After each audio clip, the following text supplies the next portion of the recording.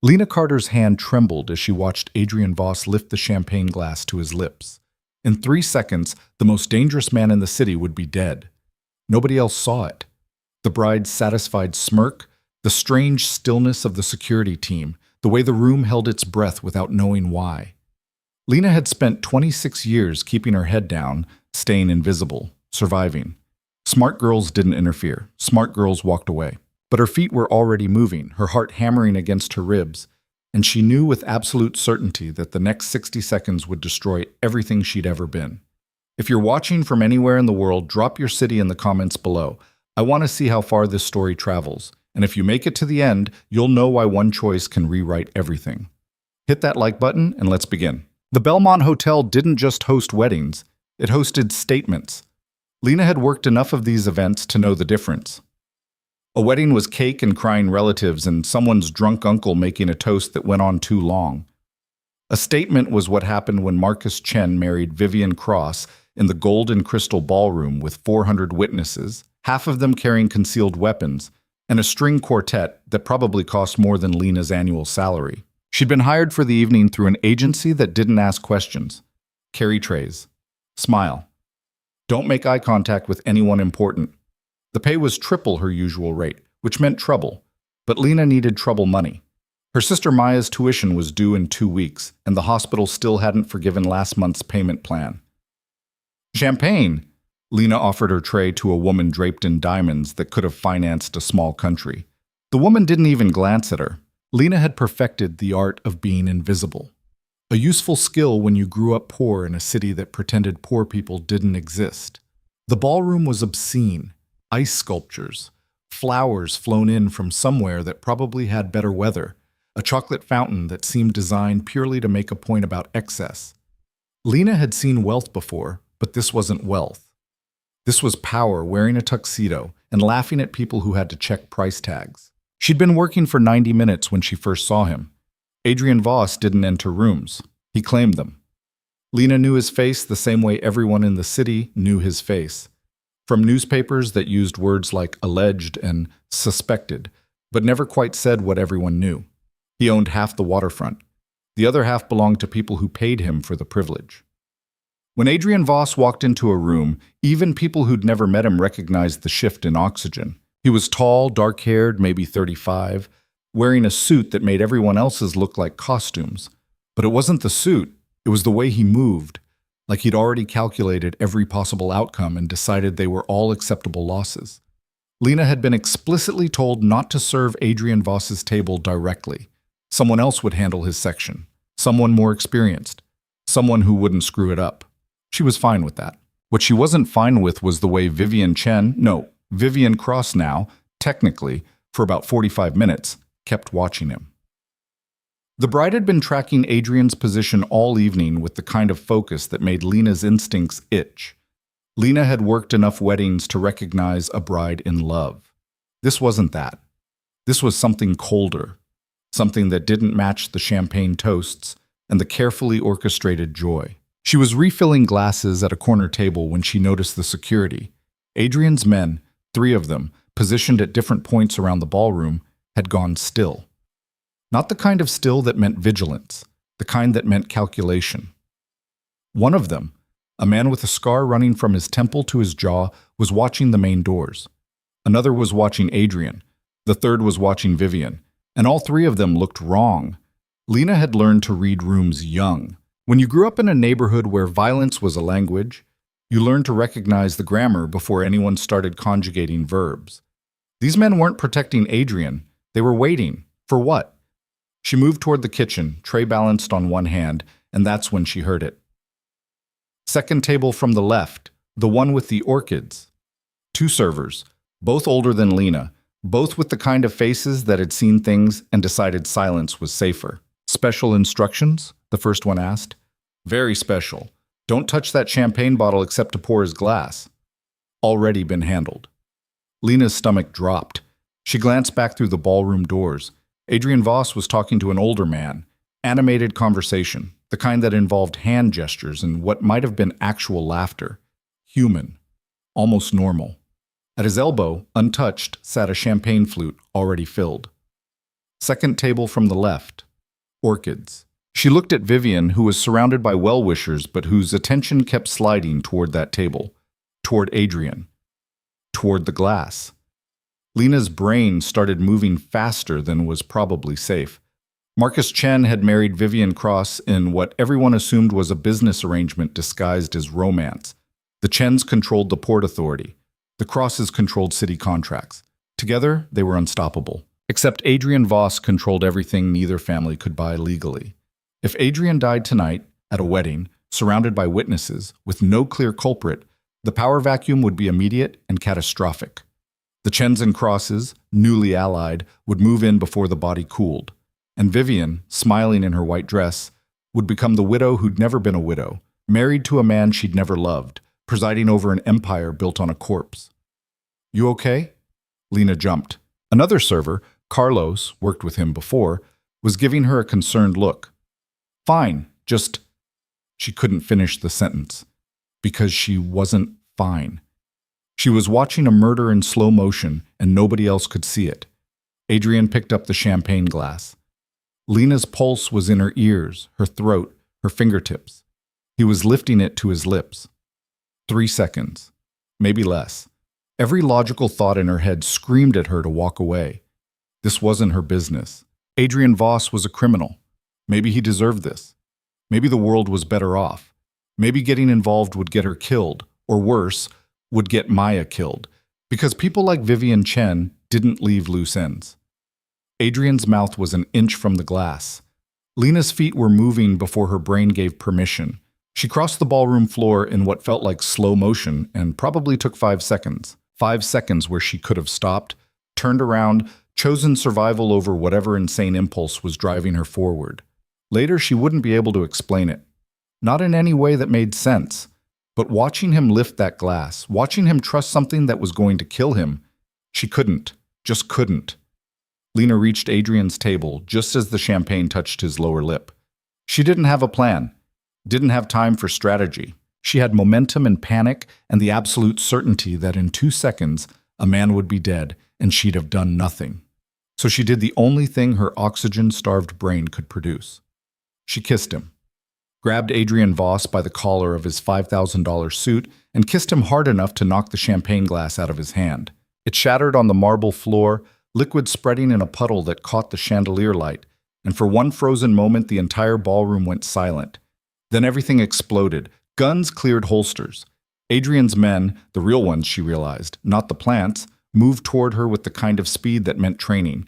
Someone screamed. The quartet stopped mid-note, and Adrian himself went rigid under her grip, his hands coming up to her shoulders. She couldn't tell if he was about to push her away or break her neck. Lena pulled back, gasping, her lips still tingling from the contact, her brain screaming that she'd just committed suicide in front of 400 witnesses. Adrian's eyes were ice, pure, cutting ice. "What the hell? Don't drink it," Lena said, her voice coming out raw. "The champagne. Don't drink it." She felt the barrel of a gun press against her spine before she saw who was holding it. "Down. Now." The voice was male, professional, the kind that didn't repeat instructions. Lena's knees hit marble. Her hands went up automatically. Around them, the ballroom was chaos. Guests backing away, security moving in, someone shouting into a radio. Adrian stood slowly. He looked at the shattered glass, at the champagne spreading across the floor, at Lena kneeling with a gun to her back. His expression was unreadable. "Marcus," he said quietly. Not a shout, barely above conversation level. But the room heard it. Marcus Chen appeared at his shoulder, face tight. "Adrian, I apologize for this disruption. Test the champagne." Silence. "I'm sorry?" Marcus said carefully. Adrian's gaze didn't leave Lena. "The champagne. The glass she knocked from my hand. Test it." Vivian materialized like a ghost in white. "Adrian, that's absurd. She's clearly unstable. Look at her." "Test it." Adrian's voice could have cut glass. "Now." The next 20 minutes were a blur Lena would never fully remember. Someone produced a field testing kit, the kind police used for drugs, but that apparently worked for poison too. Adrian's head of security, a man built like a truck with eyes that missed nothing, ran the test while 400 people watched in silence. The kit turned purple. Not just positive, aggressively positive. The kind of positive that meant whoever had poisoned that champagne hadn't been subtle about dosage. "Ricin," the security chief said flatly. "Enough to kill him in under an hour. Painful.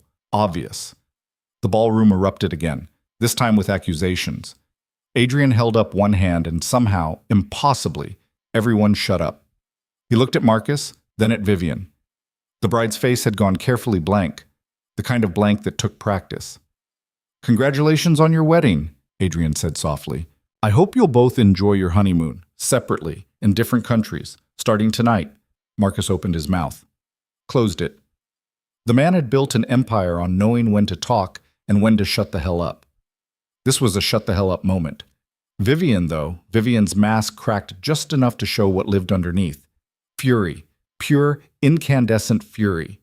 She looked at Lena like she was already measuring her for a coffin. "You," Vivian said.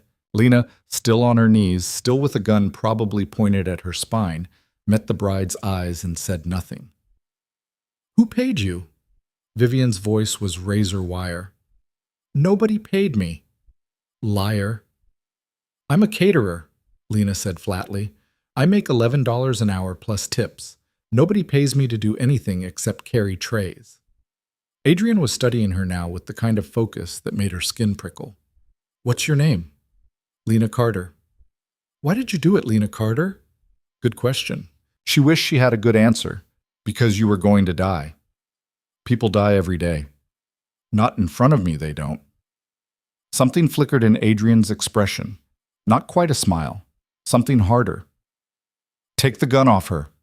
The pressure against her spine disappeared. Lena stayed kneeling because standing seemed presumptuous. Adrian held out one hand. After a moment, Lena took it. His grip was warm, firm, and pulled her to her feet with no effort at all. Up close, he was taller than she'd realized.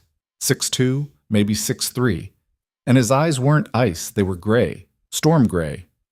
The kind that came before lightning. "You have a sister," Adrian said. Lena's blood turned to slush. "How do you—" "Maya Carter, 19. Full scholarship to Westbridge College, conditional on maintaining a 3.5 GPA and staying out of trouble. Lives at 2847 Morrison Street, apartment 4B. Works part-time at a coffee shop called Daily Grind."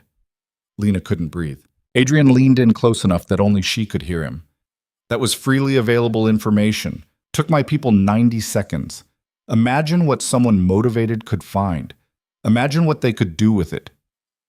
"If you touch her, I won't." Adrian straightened. "But Vivian will. Or Marcus. Or whoever else decides you're a problem that needs solving. You just made yourself extremely visible, Lena Carter. In about an hour, when the shock wears off, people are going to start asking questions. Whose side are you on? Who sent you? Why you really did it? I told you why, and nobody believes you. Nobody is that selfless, not in this world." Adrian's smile was sharp enough to draw blood. "So here's what's going to happen. You're going to leave with me, right now. You're going to get in my car, come to my house, and stay there until I decide what to do with you." Lena's laugh came out broken. "That's kidnapping. That's protection. You have 10 seconds to choose. Come with me voluntarily, or stay here and see how long you survive." Lena looked around the ballroom. At Vivian, whose expression promised slow death. At Marcus, who was already calculating damage control.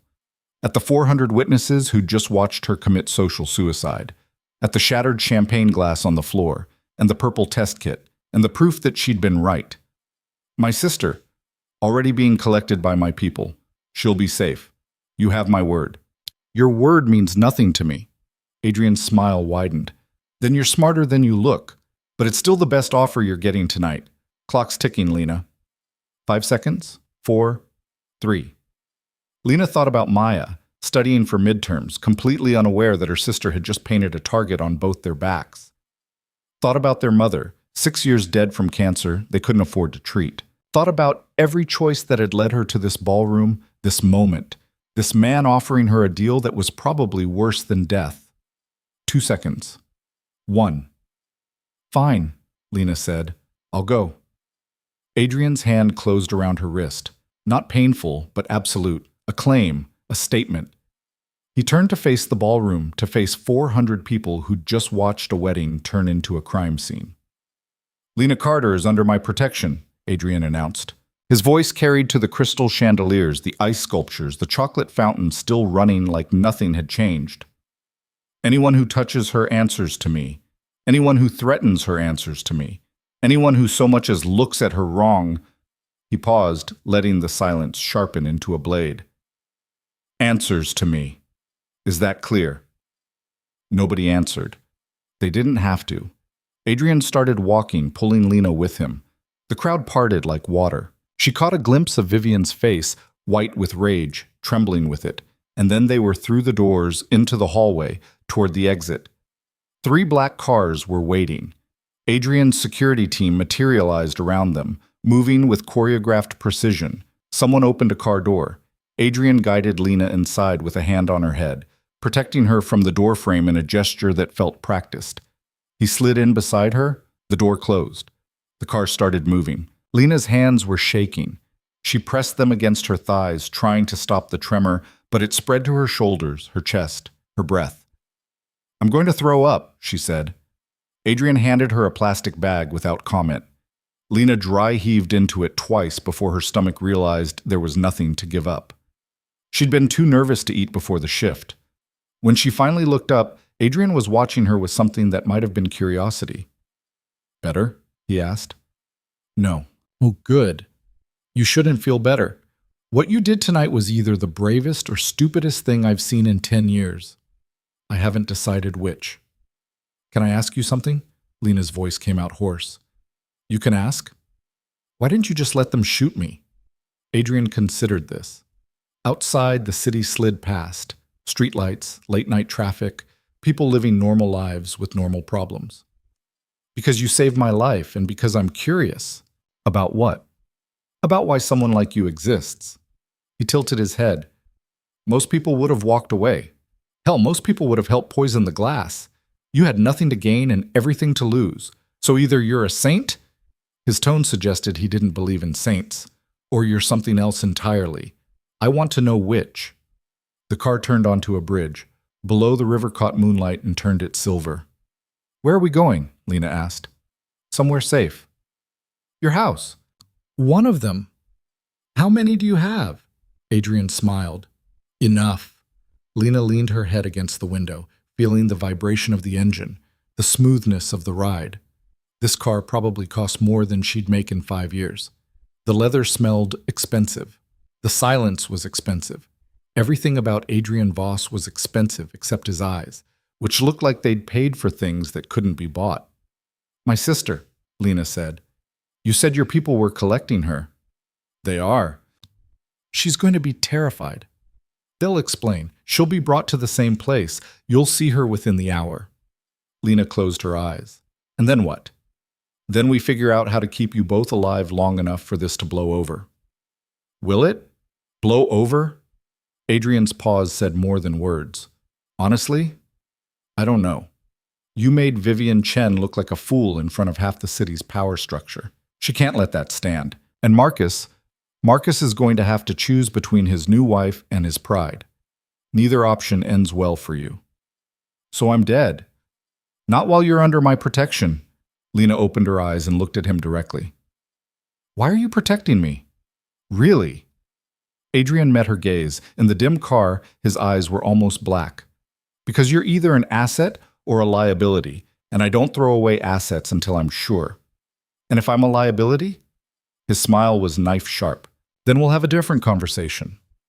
The car left the bridge, entered a neighborhood Lena recognized from magazines. Gated estates, private security, trees that looked like they'd been imported from somewhere more photogenic. The kind of neighborhood where poverty was invisible because it literally couldn't get past the gates. They pulled up to a house that made the Belmont Hotel look modest.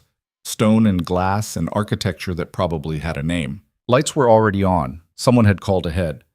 The gates opened silently. Adrian's phone buzzed. He glanced at it, typed something, pocketed it. "Your sister's 10 minutes out. She's safe. Scared, but safe." "Can I talk to her?" "When she arrives." The car stopped. Doors opened. Lena stepped out onto gravel that crunched like money. The air smelled different here, cleaner, quieter, like even the pollution knew better than to trespass. Adrian led her inside. The foyer was marble and minimalism and a chandelier that looked like frozen lightning. A woman appeared, older, professional, the kind of face that had seen everything twice and judged none of it. "This is Margaret," Adrian said. "She runs the house. Anything you need, ask her." Margaret nodded at Lena. "Miss Carter, your room is prepared. I'll show you up." "I want to wait for my sister," Lena said. "You can wait in the sitting room," Adrian said. "Margaret will bring you something to drink. You look like you're about to collapse." He wasn't wrong. Lena's legs felt like water.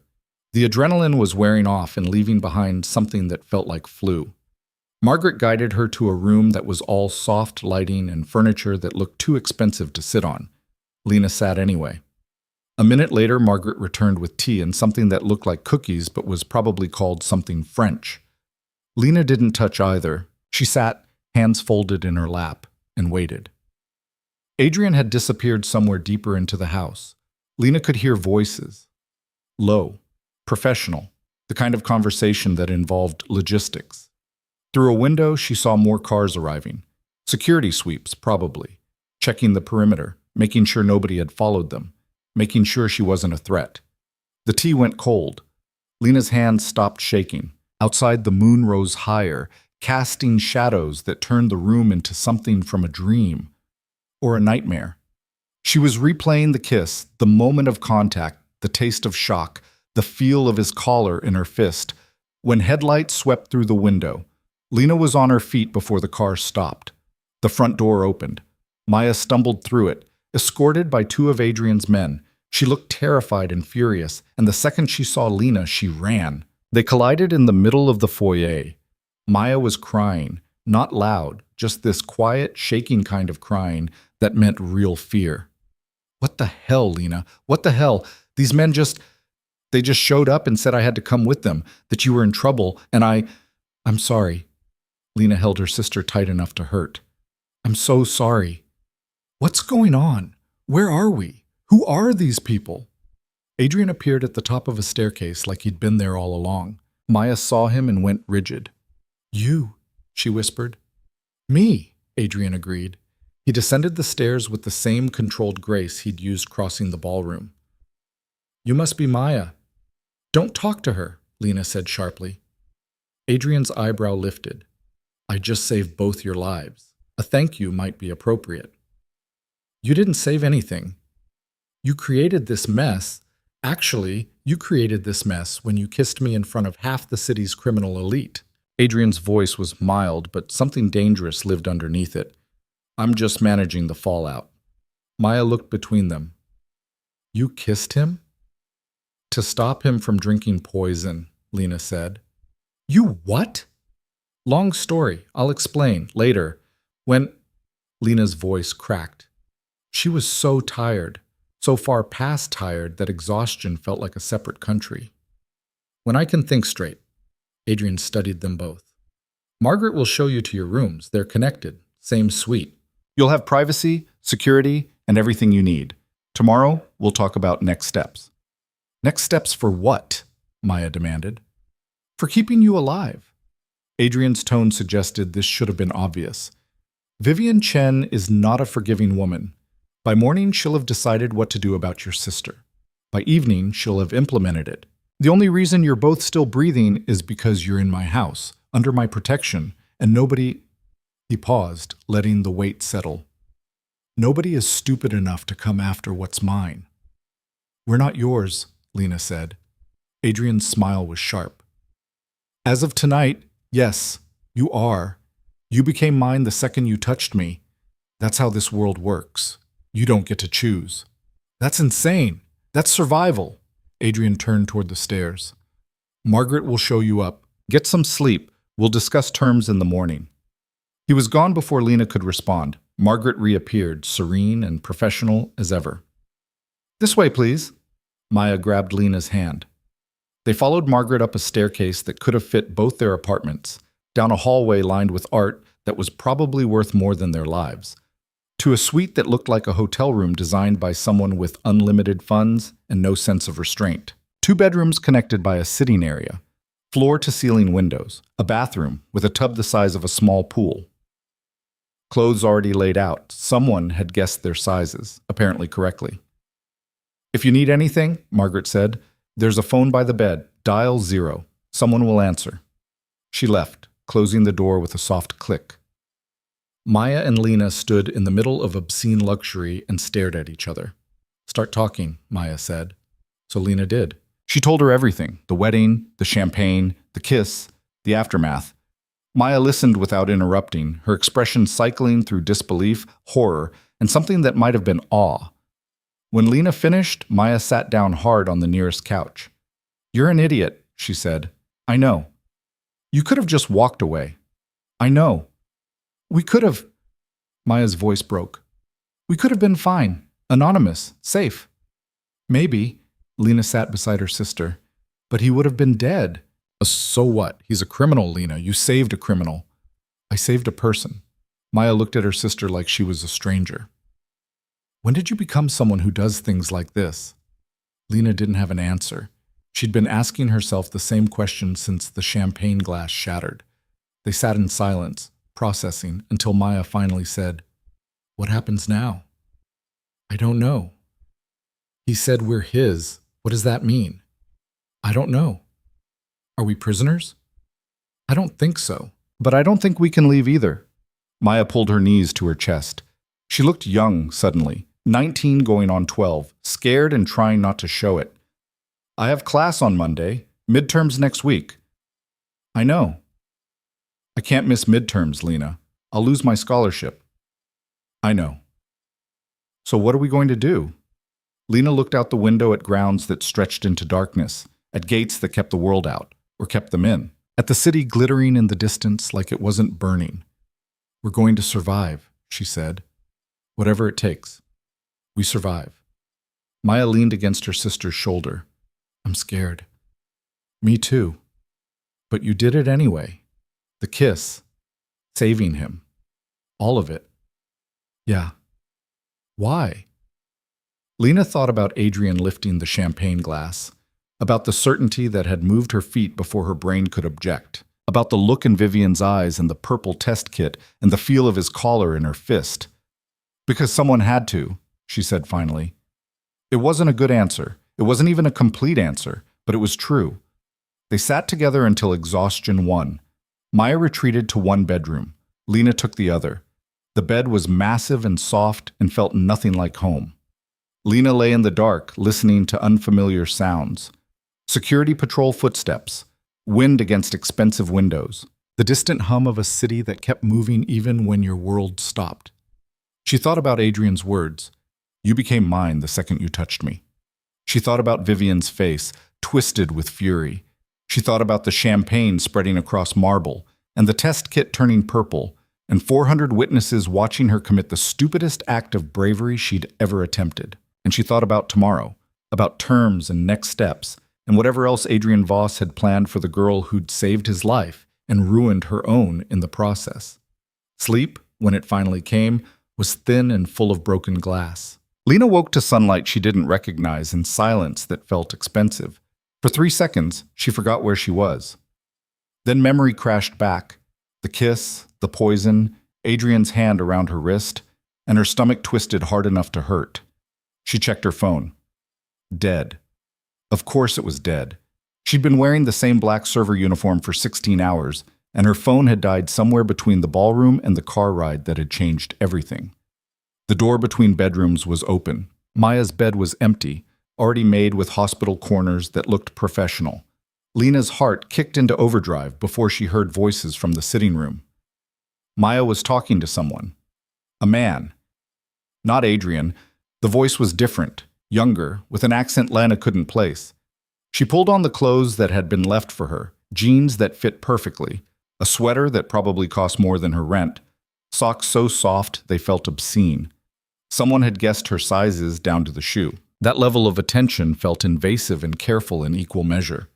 Lena walked into the sitting room and found her sister having breakfast with a stranger. He was maybe 25, built lean, with dark skin and eyes that tracked Lena's entrance with professional assessment. A gun sat on the table next to his coffee cup, like it was part of the place setting. "Morning," he said. "I'm James, head of Miss Carter's security detail." "I don't have a security detail," Lena said. "You do now." James gestured to the spread of food covering the coffee table. "Wasn't sure what you liked, so Margaret sent up options. Eat something. You look like hell." Maya was working through a plate of eggs and toast with the kind of focus that meant she'd been starving. "He's been here since 6, she said around a mouthful. "Just sitting there, watching the door." "Making sure nobody kills you in your sleep," James corrected. "It's literally my job." Lena sat slowly. The food smelled good, but her stomach was still deciding whether nausea or hunger would win. "Where's Adrian?" "Working. He'll send for you when he's ready." James poured coffee into a third cup and slid it toward Lena. "Drink. You're going to need it." "Why?" "Because you're about to have a very interesting day." The coffee was perfect. Lena hated that she noticed. Hated that everything in this house was perfect in a way that made her regular life feel like a rough draft. Maya had moved on to fruit.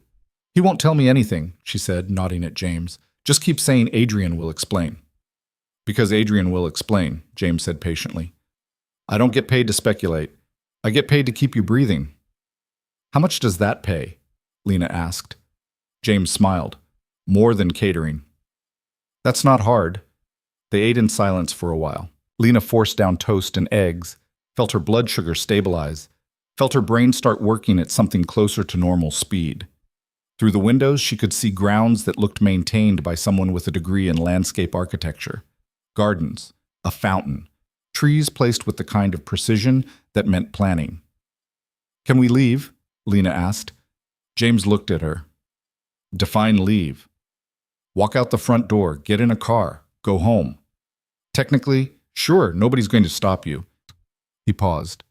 "But you'd be dead before you hit Morrison Street. Vivian's people have been circling your apartment since 4 a.m.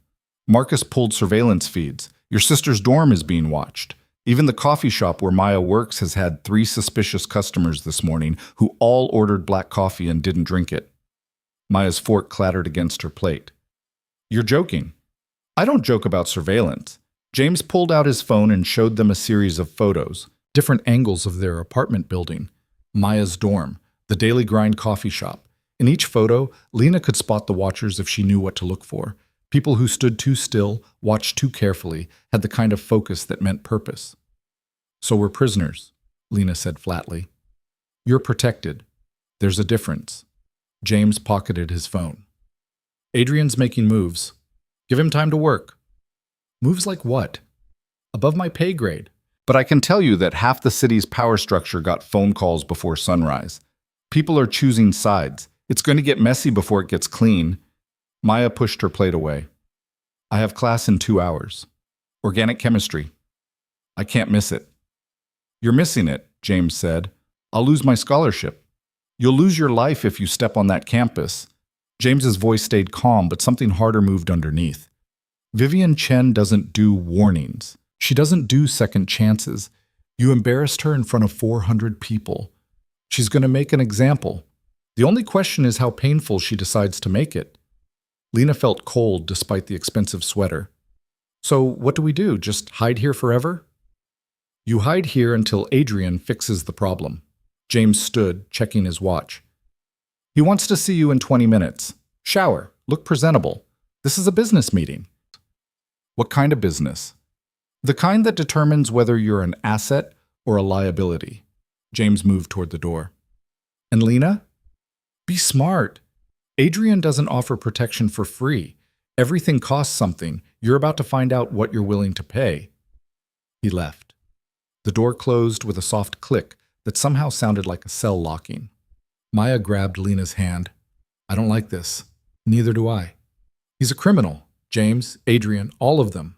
We're sitting in a crime lord's house eating his food and—" Maya's voice cracked. "This isn't us, Lena. This isn't who we are." Lena thought about their mother, dying slowly because cancer treatment cost more than hope. Thought about Maya's scholarship, earned through sheer determination and nights studying until her eyes bled. Thought about every choice that had brought them to this moment. "No," she agreed. "This isn't us.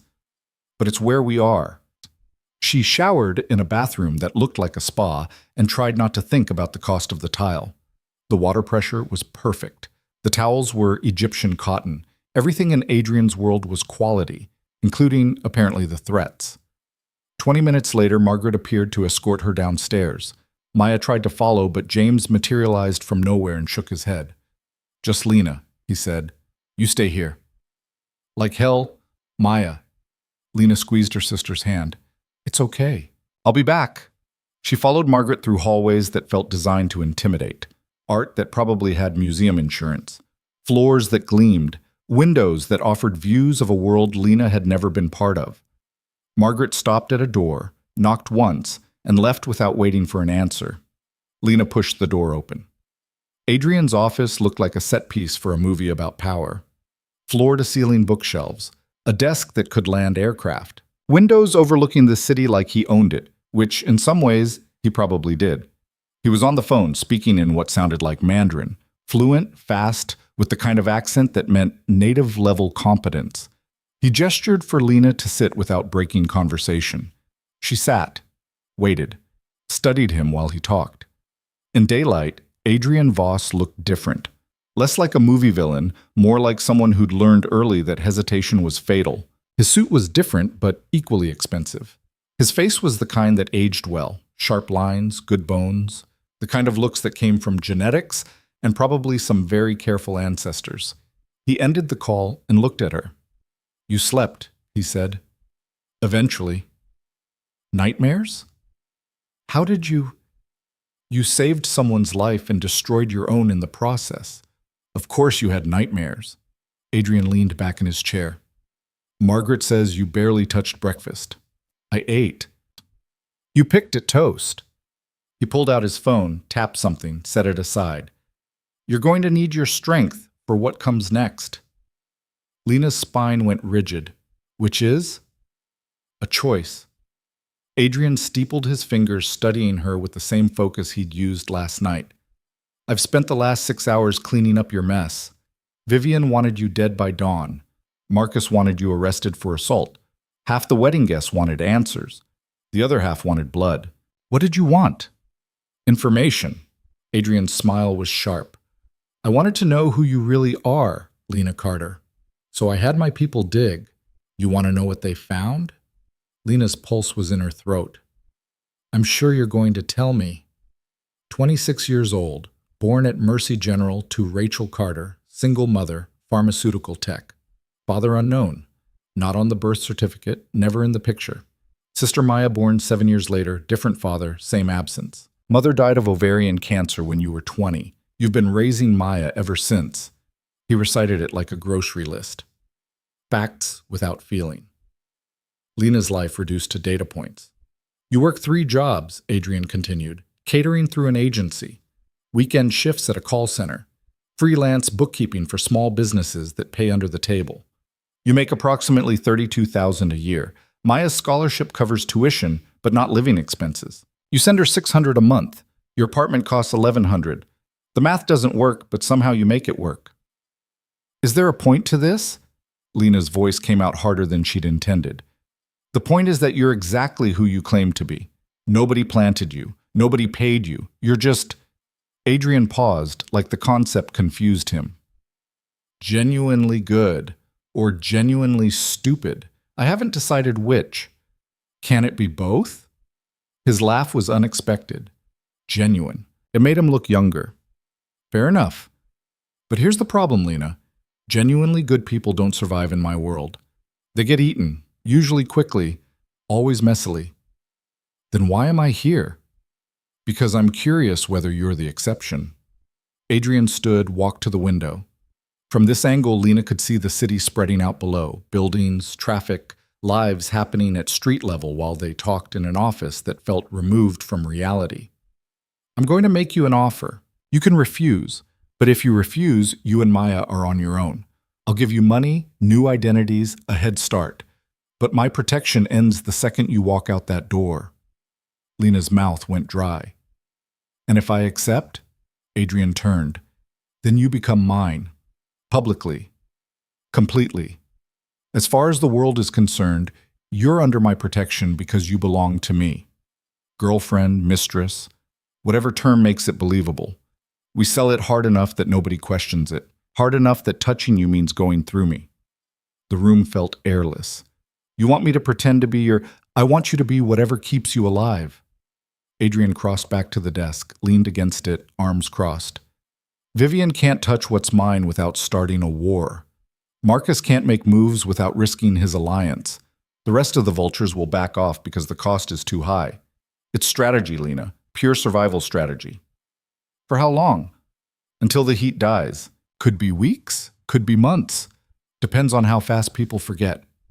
Lena stood because sitting felt like surrender. And what do you get out of this? Honestly? Adrian's expression was unreadable. I don't know yet. Maybe nothing. Maybe you turn out to be useful. Maybe I'm just curious how this plays out. That's insane. That's the offer. He checked his watch. You have until noon to decide. Accept, and we start building the story today. Refuse, and I'll have my people set up your exit. Either way, Maya stays safe. That's non-negotiable. Why? Lena heard the desperation in her own voice and hated it. Why does Maya get protection regardless? Adrian's expression softened. Barely, just enough to notice. Because she's 19 and innocent and didn't ask for any of this. Because someone should get to finish college without dodging bullets. Take your pick. He moved toward the door. Lena's brain was screaming at her to say no, to refuse, to find another option that didn't involve selling herself to a man who probably had bodies buried in those beautiful gardens. But her mouth said, what would it look like? The story. Adrian stopped, turned. Something like satisfaction crossed his face. We met at the wedding. Love at first sight, if you believe in that garbage. The kiss was passion, not poison. I was so taken with you that I claimed you publicly. Romantic, reckless. The kind of story people want to believe because it's better than the truth. Nobody will buy it. They'll buy what I tell them to buy. I own half the media in this city. The other half won't print anything that contradicts me if they value their advertising revenue. Adrian's smile was cold. People believe beautiful lies faster than ugly truths. We just need to make the lie beautiful enough. Lena thought about Maya, safe in a suite upstairs. Thought about their apartment, watched by people who meant harm. Thought about Vivian's face, promising death. I need to talk to Maya, she said. You have until noon. Adrian left her standing in his office, surrounded by books and expensive furniture and the weight of a choice that wasn't really a choice at all. Lena found Maya in the suite, pacing like a caged animal. James was still there, scrolling through his phone with the kind of deliberate disinterest that meant he was listening to everything. Well? Maya demanded. Lena told her.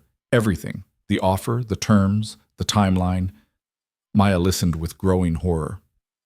No, she said when Lena finished. Absolutely not. We'll find another way. What other way? Lena's voice came out sharp. We go home? Get killed in our sleep? Run? Spend the rest of our lives looking over our shoulders? Better than selling yourself to a criminal. I'm not selling myself. I'm buying time. Lena grabbed her sister's shoulders. Maya, listen to me. This is temporary.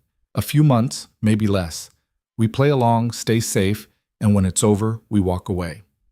You don't walk away from people like Adrian Voss, Maya said. You know that. Once you're in, you're in. Then we'll figure it out when we get there. Lena felt tears burning behind her eyes, but refused to let them fall. But right now, today, this is the only option that keeps you alive, that keeps you in school, that lets you have the life Mom wanted for you. Maya's face crumpled. I don't want that life if it costs you everything. It's not costing me everything. It's costing me a few months of playing pretend with a man who... Lena stopped. She'd been about to say, who saved us, but that wasn't right. Adrian hadn't saved them. He'd offered a trade, protection for performance. It was business. James cleared his throat. For what it's worth, Adrian keeps his deals. You play your part, he'll keep you safe. And when it's done, he'll let you walk. He's not a monster. Just a criminal, Maya said bitterly. Just a criminal, James agreed, but there are worse things to be. Lena checked the time. 11:15. 45 minutes to decide her future. She walked to the window, looked out at grounds that probably required a full-time staff to maintain. Tried to imagine herself belonging here, even temporarily. Tried to imagine playing the role of Adrian Voss's lover in front of a city that would scrutinize every gesture. "If I say yes," Lena said quietly, "you have to promise me something." "Anything," Maya said. "You finish school, no matter what happens. No matter what you hear about me, what you see in the news, whatever story they're selling, you finish school. You get your degree. You build the life we talked about." Lena turned to face her sister. "Promise me." Maya was crying now. "Lena, promise me." "I promise." Lena looked at James. "Tell Adrian I accept." He nodded and left without comment. Maya crossed the room and pulled Lena into a hug that felt like goodbye. "I hate this." "I know." "If he hurts you, he won't. It's business. That's all." Lena pulled back, wiped her sister's tears with her thumbs. "Besides, I'm tougher than I look. You kissed a crime lord to save his life. You're certifiably insane." "Yeah, well," Lena's laugh came out wet. "Runs in the family, apparently." 20 minutes later, Adrian returned with 2 other people. A woman in her 40s with severe hair and expensive glasses, and a man who looked like he'd been hired specifically to intimidate. "Lena Carter," Adrian said. "Meet Patricia Chen, no relation to Marcus, before you ask. And Victor Reeves. Patricia handles my public relations. Victor handles security logistics. They're going to help build our story." Patricia studied Lena like she was a product that needed better packaging. "You'll do. Hair needs work. Wardrobe definitely needs work. But the face is good. Relatable, but not common. We can work with this." "Thanks," Lena said dryly. "I think. We're selling a romance," Patricia continued, pulling out a tablet, "which means we need chemistry, background, a meet-cute that makes sense. Adrian says you kissed him at the wedding?" "To stop him from drinking poison," Lena said. "Yes, but nobody knows that except the people who tested the champagne, and those people have been persuaded to remember events differently." Patricia swiped through screens. "As far as the official story goes, you and Adrian have been seeing each other for 3 weeks. You met at a charity event. He was immediately taken with you. The wedding was going to be your first public appearance together, but emotions got the better of you both. The kiss was spontaneous, romantic, scandal because you're a nobody and he's Adrian Voss, but ultimately harmless." "Vivian won't believe that," Lena said. "Vivian doesn't have to believe it. She just has to accept it." Adrian moved to stand beside Lena. "We're making it prohibitively expensive for her to challenge the narrative. Between legal pressure, media control, and strategic alliances, she'll have bigger problems than nursing a grudge."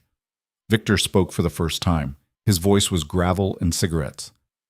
"We're moving your sister to a different location today. Safer. Off the grid. She'll have security and everything she needs. You'll visit weekly, but not on a set schedule." "Why?" Maya asked from the doorway. Nobody had heard her approach. "Because predictable patterns get people killed," Victor said. "You're a potential leverage point. We're removing you from the equation." Maya looked at Lena. Lena nodded. "Fine," Maya said. "But I want to finish the semester. I have labs, study groups. I can't just disappear." "You'll attend classes," Victor said. "With security. Different routes every day. No socializing outside academic requirements. It's not forever, just until we neutralize the threat." The next 3 hours were a blur of planning that felt like military logistics. Patricia coached Lena on body language, on how to look at Adrian like she meant it, on the difference between affection and possession. Victor ran through security protocols until Lena's head spun. Adrian watched it all with the detachment of someone reviewing a business proposal. By 2 p.m., Maya was being escorted to a car by James and 2 other security personnel. "I'll call you," Lena promised. "You better." Maya hugged her hard. "And Lena, don't lose yourself in this. Whatever happens, whatever you have to do, remember who you are." Then she was gone, driven away in a car with tinted windows and no license plates. Lena stood in the driveway feeling hollowed out. Patricia appeared at her elbow. "We have work to do. The story breaks tonight. Local news, social media, strategic leaks. By tomorrow morning, you'll be famous. We need you ready." "Ready for what?" To be someone you're not. Patricia's smile was professional. Welcome to the performance, Lena. Try not to forget your lines. The rest of the day was transformation. A stylist arrived with racks of clothes and opinions about Lena's hair. A photographer set up in the garden to capture candid moments that would be carefully staged. Patricia scripted answers to questions reporters might ask, made Lena practice until the lies sounded like truth. Adrian appeared periodically, offering input, making adjustments. He touched her casually, a hand on her lower back, fingers brushing her shoulder, testing boundaries, building the physical vocabulary they'd need to sell this. "You're stiff," he said during one of these rehearsals. "You're a stranger," Lena countered. "Then we need to fix that." Adrian gestured to the garden. "Walk with me." They walked. The grounds were extensive, carefully designed to look natural while being completely controlled, like everything in Adrian's world. "Tell me about your mother," he said. Lena blinked. "What?" "Your mother, Rachel. What was she like?" "Why do you care?" "Because if we're going to convince people we're in love, I need to know you, really know you, not just the facts my people pulled." Adrian stopped by the fountain. Water cascaded over stone that looked ancient but was probably installed last year. "So tell me, what was she like?" Lena considered refusing, but the question was genuine, and she was tired of fighting. "She was strong," Lena said finally. "Worked doubles at the pharmacy, never complained, even when she was dying. She wanted Maya to have chances she never got. College, career, a life that wasn't just survival." "And what did she want for you?" "The same, I guess, but I was older, already working. She knew I'd be okay." "Would she approve of this?" Adrian gestured at the house, at the situation, at everything. "You selling yourself to keep her dream alive?" Lena's laugh was bitter. "She'd hate it, but she'd understand it. She did worse for less." Adrian nodded slowly. "My mother sold herself too. Different circumstances, same calculus. Married a man she hated because he had money and she had nothing. Spent 20 years in a beautiful prison before she finally got out." "How?" "Divorce, messy, expensive, but she did it." Adrian's expression was distant. "Last thing she said to me was never trap yourself for someone else's dream." Then she moved to Portugal and never looked back. "Do you talk to her?" "Christmas cards. She's happier without me. I remind her of everything she escaped." They stood in silence, listening to the fountain, to the wind and expensive trees. "We're both liars," Adrian said eventually. "You're pretending to love me. I'm pretending to love you, but maybe the lies will keep us honest about everything else." "That doesn't make sense. Nothing about this makes sense, but it's what we've got." He checked his watch. "Patricia wants photos by sunset. The light is better, apparently." They walked back to the house. On the way, Adrian took her hand. It was strategic, practicing for the cameras, but his palm was warm and his grip was steady, and for a moment, Lena let herself pretend it meant something. The photos took an hour. Adrian holding her. Lena laughing at something he said. Both of them looking at each other like the world had narrowed to just this moment. The photographer kept saying beautiful and perfect, and Lena felt like a product being marketed. By evening, she was exhausted in ways that had nothing to do with physical effort. Patricia reviewed the photos, selected the best ones, and immediately sent them to contacts Lena didn't know. "This will be everywhere by midnight," she said with satisfaction. "Adrian Voss's mystery woman. People are going to lose their minds."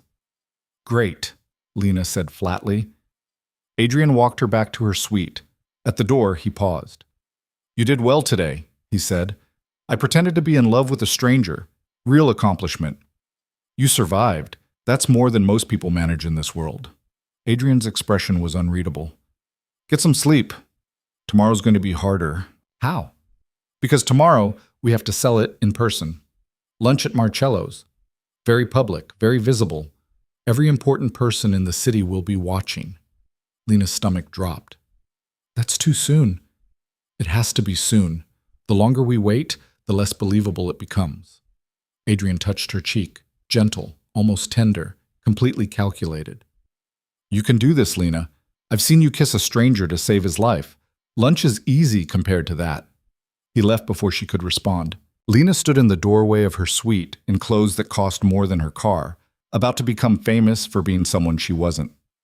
She thought about Maya, safe somewhere with armed guards. She thought about her mother, who'd made worse deals for less. She thought about tomorrow and lunch and a city full of people who would judge every gesture. And she thought about the champagne glass shattering on marble and the choice she'd made and how there was no going back from any of it now. The dress Patricia picked for lunch cost more than 3 months of Lena's rent. Cream silk that moved like water, cut to flatter without being obvious about it. Shoes that hurt in that specific way, expensive shoes always did. Jewelry that was real but understated. Adrian's taste, Patricia explained, ran toward elegance rather than flash. Lena stood in front of the mirror and barely recognized herself. "Stop fidgeting," Patricia said, adjusting the neckline for the 3rd time. "You look perfect." "I look like I'm wearing a costume." "You are wearing a costume. The trick is making everyone believe it's your real skin." Patricia stepped back, evaluating. "Hair down. Adrian prefers it down. Makes you look softer, more approachable. We're selling romance, not a business merger." Though that's exactly what this was. A merger, Lena's safety in exchange for her performance. Terms and conditions applied. Adrian appeared in the doorway wearing a suit that probably cost more than Lena's entire wardrobe, including the dress she was currently wearing. He looked at her for a long moment, expression unreadable. "Good," he said finally. "You look like you belong." "I don't belong," Lena said. "Then fake it better." Adrian offered his arm. Cars waiting. The drive to Marcello's took 20 minutes through streets Lena knew but had never accessed like this. Private car, tinted windows, security vehicle trailing behind.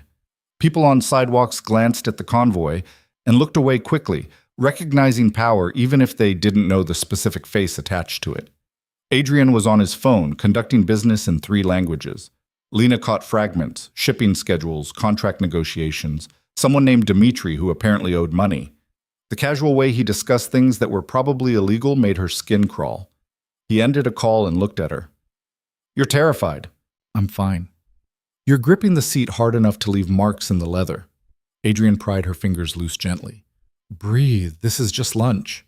This is a performance in front of every important person in the city who wants to know why you claimed a nobody."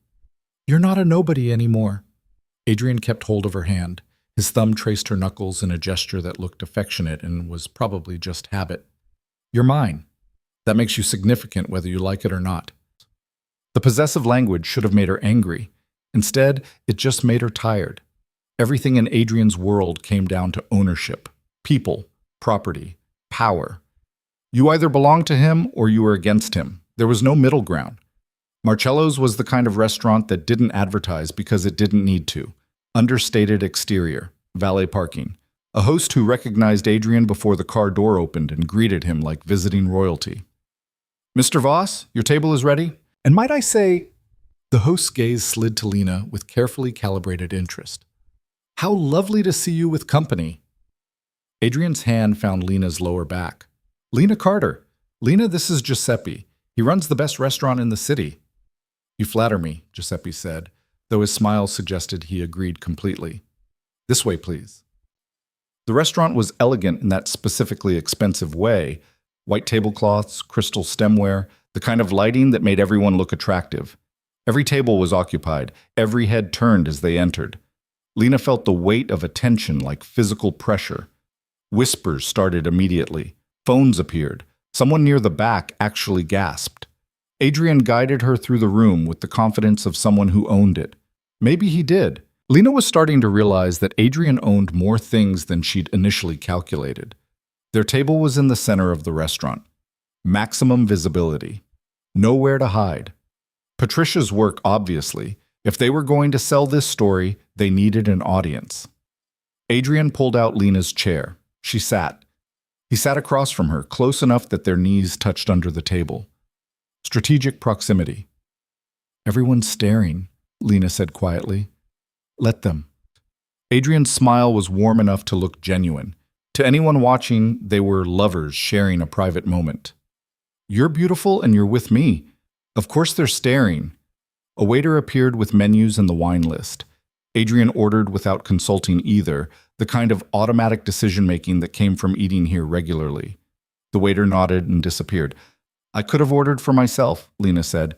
"You could have, but you don't know what's good here, and I do, and part of this performance is me taking care of you." Adrian leaned forward slightly. To observers, it probably looked intimate.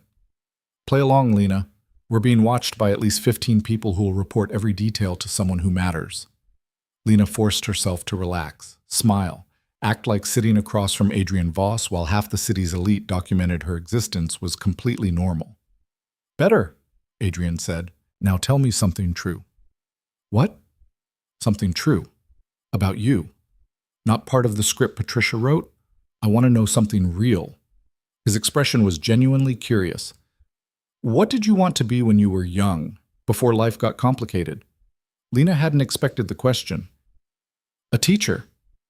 Why? Because my second grade teacher, Mrs. Morrison, was the only adult who ever made me feel like I mattered, like I was smart, like I could be more than just poor. Lena twisted her napkin. I wanted to be that for other kids. Why didn't you?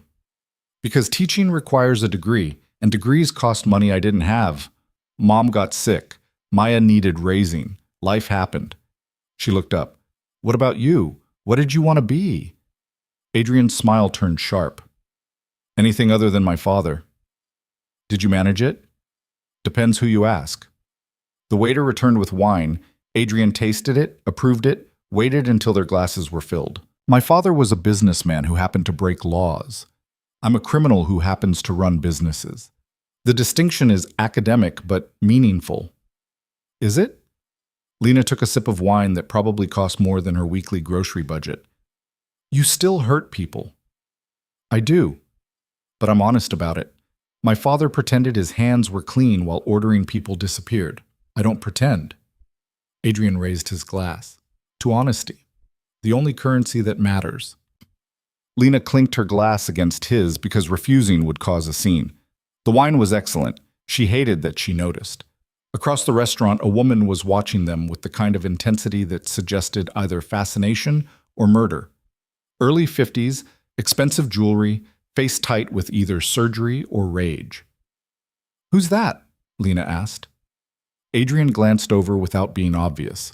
Constance Moretti. She runs the waterfront union and has been trying to get me to marry her daughter for 3 years. You just ruined her plans. Sorry? Don't be. Her daughter is lovely but boring. You're much more interesting. Adrian took another sip of wine. Constance is connected to the Riveras, who are connected to Marcus Chen, who is married to Vivian. By tomorrow, Vivian will know everything about this lunch down to what we ordered. That's the point, isn't it? Part of it. The other part is showing you off. Making it clear that you're not just some random woman I'm protecting. You're someone I chose. Someone worth claiming publicly. Adrian set down his glass. People don't challenge what I choose. Not if they're smart. Food arrived. Lena had no idea what she was eating, but it tasted incredible. She forced herself to take small bites, to eat slowly, to remember she was being watched. Halfway through the meal, a man approached their table. Older, well-dressed, the kind of face that suggested power and the problems that came with it. Adrian, the man said, I heard rumors you were dining with company. I had to see for myself. Adrian stood, shook the man's hand with the warmth of old acquaintance. Thomas. Lena, this is Thomas Brennan. He owns half the construction in the city. Thomas. Lena Carter. Thomas took Lena's hand and kissed it with old-world courtesy. A pleasure. I must say, Adrian, you've been holding out on us. I had no idea you were seeing anyone. I'm a private person, Adrian said smoothly. But Lena makes privacy difficult. Some things are too good to hide. The lie came out so easily it almost sounded true. Thomas smiled like he believed every word. Well, congratulations. It's good to see you happy. Thomas glanced between them. I'll let you get back to your meal, but Adrian, we should talk soon about the waterfront project. Next week, Adrian said. Call Margaret. Thomas left. Adrian sat back down and resumed eating like the interruption had been completely routine. Does that happen a lot? Lena asked. Constantly. People want proximity to power. Interrupting my lunch is a small price to pay for the appearance of familiarity. Adrian speared something that looked like it had been expensive when it was alive. You handled that well. Didn't freeze. Didn't oversell it. I'm a quick learner. You are. Which makes me wonder what else you could learn if you had the right teacher. Something in his tone made Lena look up sharply. Adrian was watching her with calculation that felt different from before, less clinical, more personal. "What do you mean?" she asked. "I mean you're wasted serving champagne for $11 an hour. You're smart, adaptable, and you read rooms better than people I pay to do it professionally." Adrian leaned back. "When this is over, when you're safe and Maya's finished school, you could do something better." "Like what? Join your criminal enterprise?" "Why not? I employ accountants, lawyers, logistics coordinators. Most of them are completely legitimate on paper. The work is real even if the ultimate purpose is questionable." Adrian's smile was sharp. "You could make more in a month than you currently make in a year. Maya's tuition would be a rounding error. In exchange for what? My soul? In exchange for skills you already have. I'm not asking you to kill anyone, Lena. I'm offering you a job." He paused. "Think about it. You don't have to decide now, but the offer stands." Lena wanted to refuse immediately, wanted to tell him that she'd never work for a criminal, that she had standards, that her mother would turn over in her grave at the suggestion. But the truth was uglier. The truth was that 3 jobs still left her short most months, that Maya's scholarship only lasted 4 years and graduate school would cost even more, that Lena was 26 and exhausted and so tired of doing math that never quite added up to enough. "I'll think about it," she heard herself say. Adrian's smile suggested he'd known she would. They finished lunch while more people stopped by to meet Adrian's mystery woman. Each conversation was a performance. Each smile felt like lying. By the time dessert arrived, Lena's face hurt from holding expressions that weren't real. Adrian paid the bill with a black credit card that didn't have numbers on it. They stood to leave and the entire restaurant watched. Adrian's hand found hers, fingers intertwining in a gesture that looked natural and was completely calculated. Outside, photographers were waiting. Lena froze. Flashes went off like small explosions. Questions came from everywhere at once. "Mr. Voss, who's your companion? How long have you been seeing each other? Is this serious? Any comment on the wedding incident?" Adrian pulled Lena closer, shielding her from the worst of it. His security team materialized, creating a corridor to the car. The photographers kept shooting, kept shouting, kept pushing until Victor physically blocked them. They made it to the car. The door closed and the noise cut off abruptly. Lena was shaking. "Breathe," Adrian said. His hand was on her knee, steady, grounding. First time is always the worst. "There's going to be a second time?" "There's going to be a dozen times, maybe more. This is part of the deal, Lena. Public means public." Adrian's thumb traced circles on her knee. Comfort or control, she couldn't tell. "But you did well. Didn't hide your face, didn't look scared. The photos will be good." "I don't want my photo in the news." "Too late. By tonight, you'll be trending on 3 social media platforms and mentioned in every gossip column in the city." Adrian pulled out his phone, scrolled through something. "Patricia's already managing the narrative. Look." He showed her a news article loading in real time. The headline read, "Adrian Voss steps out with mystery woman after wedding scandal." The photo showed them leaving the restaurant, Adrian's arm around her. Lena's face caught mid-turn in a way that actually looked natural, almost happy. "I look like someone else," Lena said quietly. "You look like someone who belongs with me. That's the point." Adrian pocketed his phone. "The story is spreading exactly how we planned. By tomorrow, everyone will know your name. By next week, they'll have decided whether they approve. And if they don't, then they'll learn to keep their opinions to themselves." Adrian's expression hardened. "You're mine now, Lena. In public, in private, in every way that matters to the people watching. Anyone who challenges, that challenges me. And I don't lose challenges." The car turned onto the bridge. Afternoon sun caught the water and turned it gold. Lena watched the city slide past and felt like she was seeing it from the wrong side of glass. Everything looked the same, but felt different, distant, like she was already becoming someone else. Her phone buzzed. Maya. The text was short. "I saw the photos. Are you okay?" Lena typed back.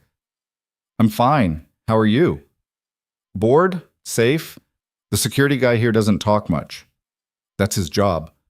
"I know. I just hate this. Hate that you're doing this for me." Lena's throat tightened. I'm doing this for us. There's a difference. Maya sent back a heart emoji. Then, don't lose yourself. Lena pocketed her phone before Adrian could see her face. They arrived back at the house as clouds rolled in from the coast. The temperature had dropped 10 degrees. Rain was coming. Margaret met them at the door. Ms. Chen called. Vivian Chen. She wanted to speak with you directly, Mr. Voss. I told her you were unavailable. Adrian's expression didn't change, but something cold moved behind his eyes. What did she say? That she'd call back and that... Margaret hesitated. She looked forward to meeting Miss Carter personally. The temperature in the room dropped another 10 degrees. Interesting, Adrian said quietly. Thank you, Margaret. She left. Adrian turned to Lena. That's not good, is it? Lena asked. Vivian doesn't make social calls. If she wants to meet you, it's because she's planning something. Adrian pulled out his phone, fired off several texts in rapid succession. We're going to need to accelerate the timeline. What timeline? The one where we make you too valuable to kill. Adrian started toward his office. Come with me. We need to talk strategy. Lena followed him through hallways that felt increasingly like a maze. His office looked the same as yesterday, but somehow more threatening, like the furniture had sharpened overnight. Adrian poured 2 glasses of whiskey and handed her one. Drink.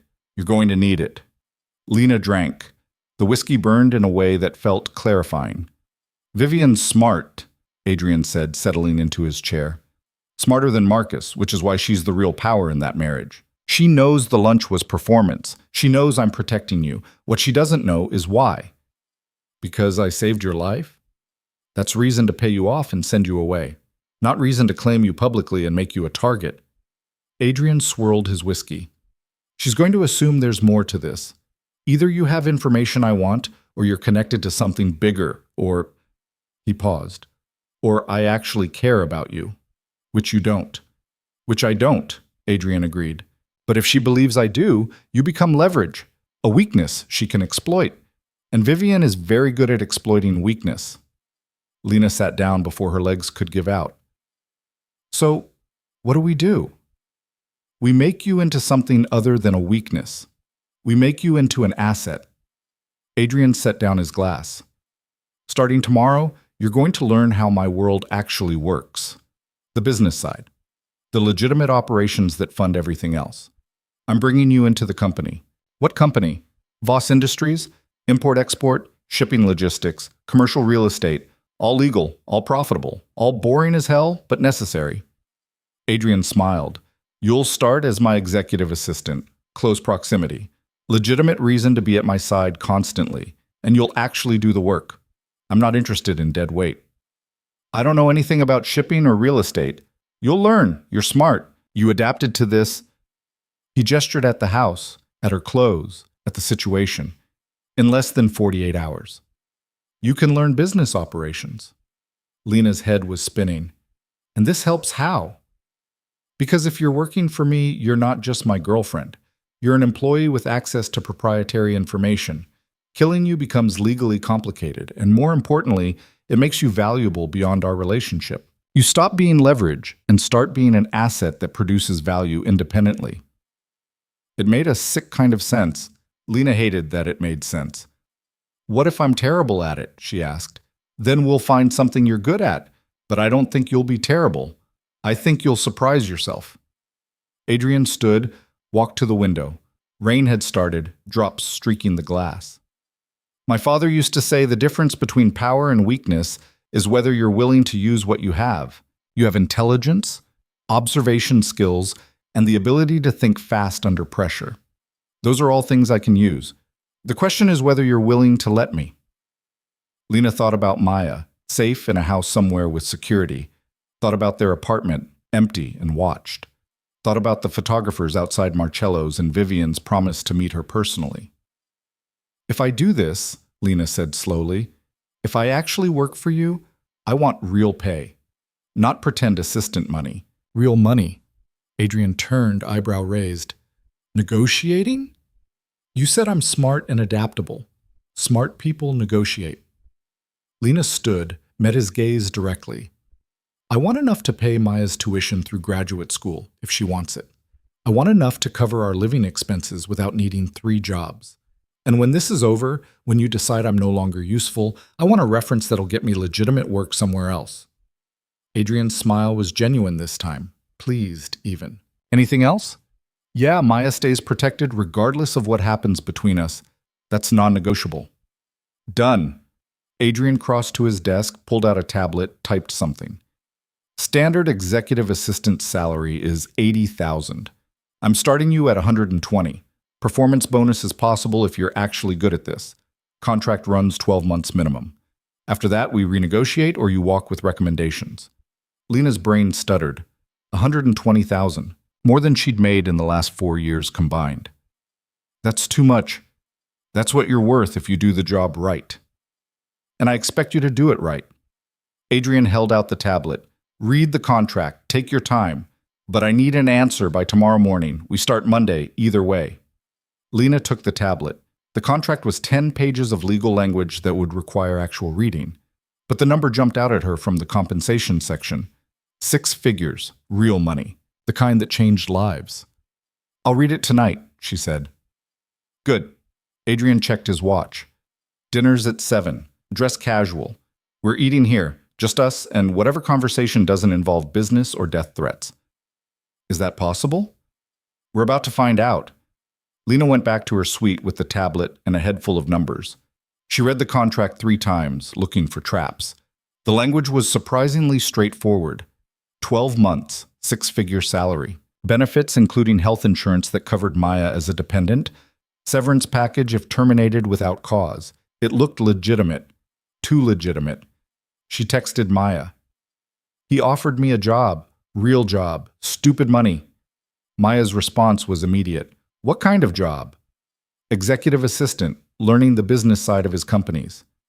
The legal companies or the illegal ones? He says legal. Do you believe him? Lena stared at that question for a long time before answering. I don't know, but the money's real, and we need it. Don't sell your soul for tuition money, Lena. I'm selling my time. There's a difference. Maya didn't respond for several minutes. Then, just be careful. Please. Always. Lena set her phone aside and looked at the contract again, at the numbers that could give Maya graduate school. That could let Lena sleep without calculating which bill to pay late. That could buy breathing room in a life that had never had any. Adrian was buying her, not with force, but with money that made refusing stupid. And the worst part was that she couldn't even be angry about it because she'd been the one to negotiate. Dinner was exactly what Adrian promised. Casual. No photographers, no performance. Just food and conversation that ranged from movies to politics to whether pineapple belonged on pizza. It's a crime against fruit, Lena argued. It's evolution, Adrian countered. Sweet and savory is the future. You're insane. I'm visionary. There's a difference. They were halfway through dessert when Adrian's phone buzzed. He glanced at it and his expression went flat.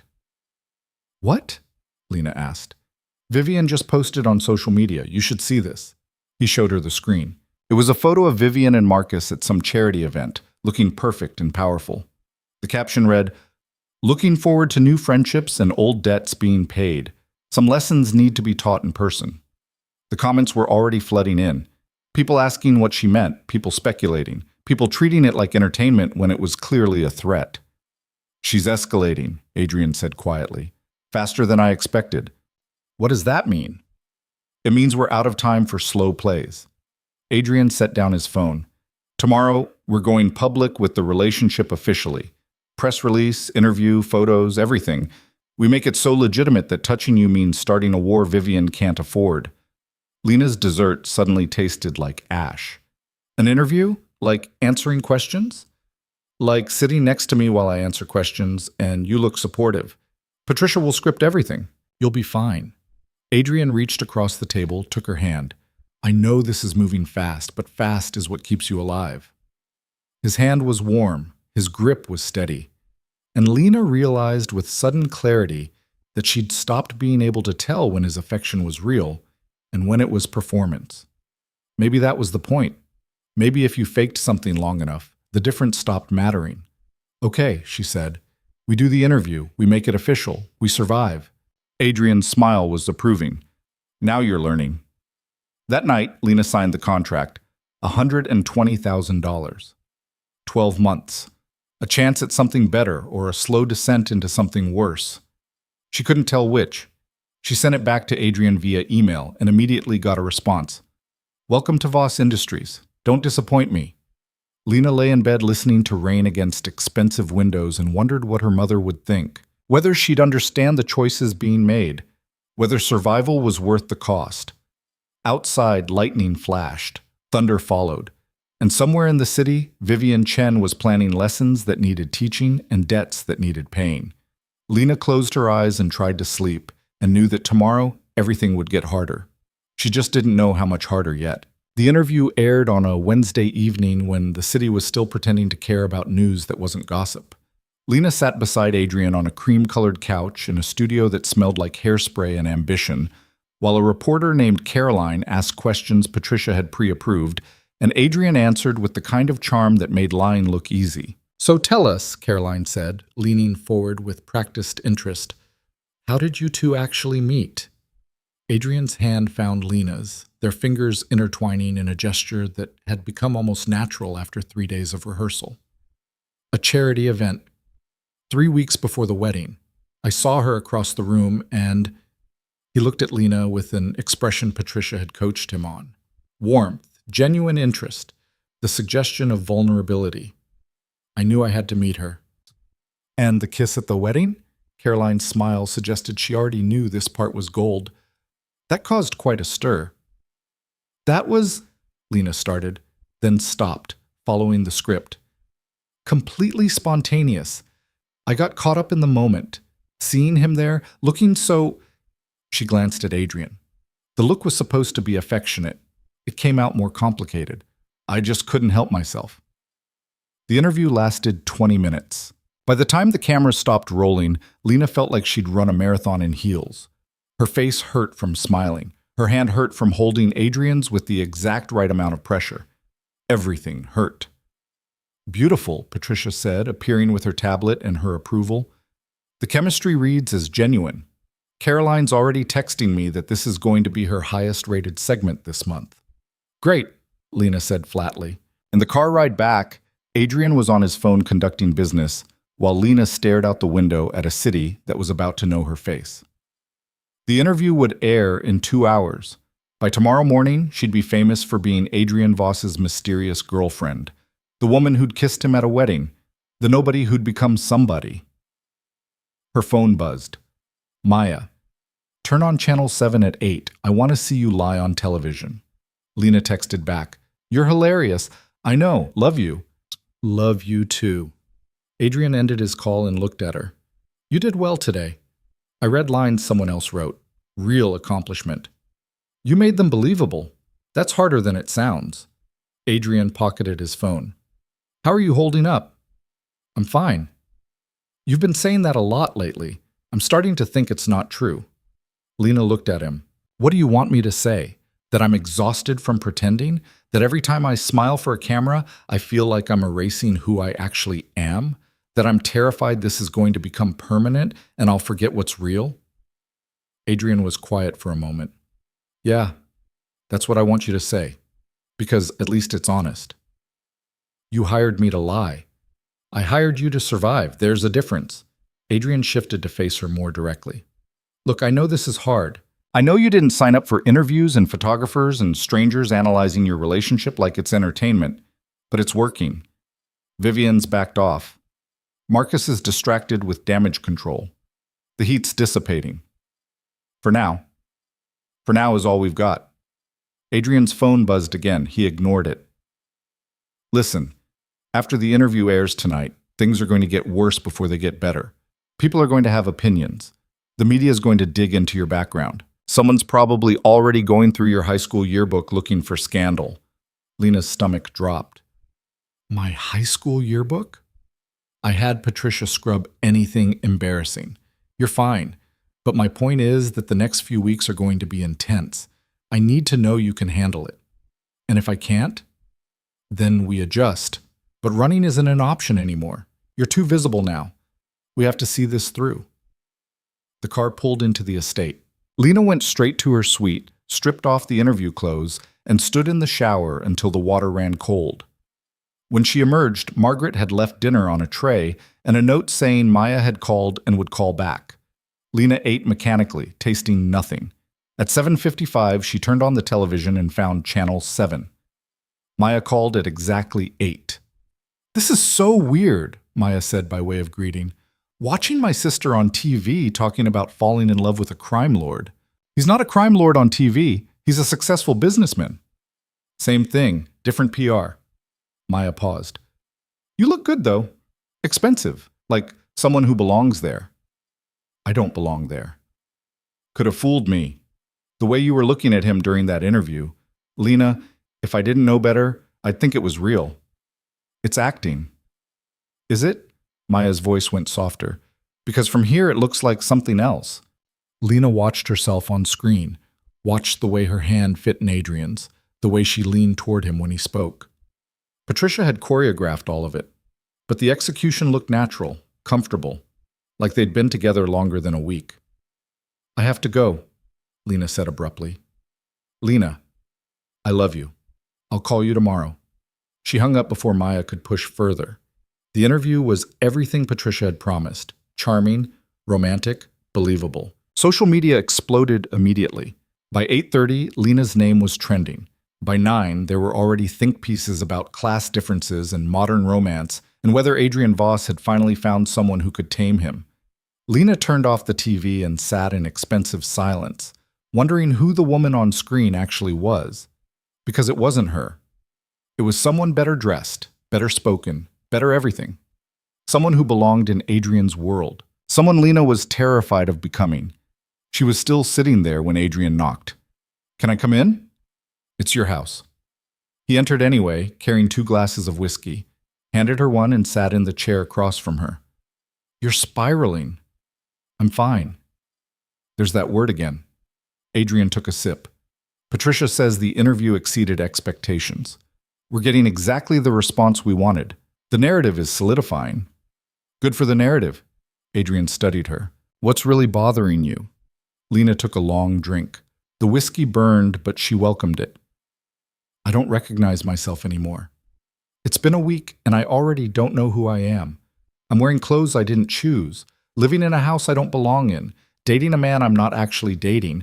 My own sister thinks it looks real, and Her voice cracked. "I don't know where the performance ends and I begin." "Then stop performing." "What?" "When it's just us. No cameras, no Patricia, no audience.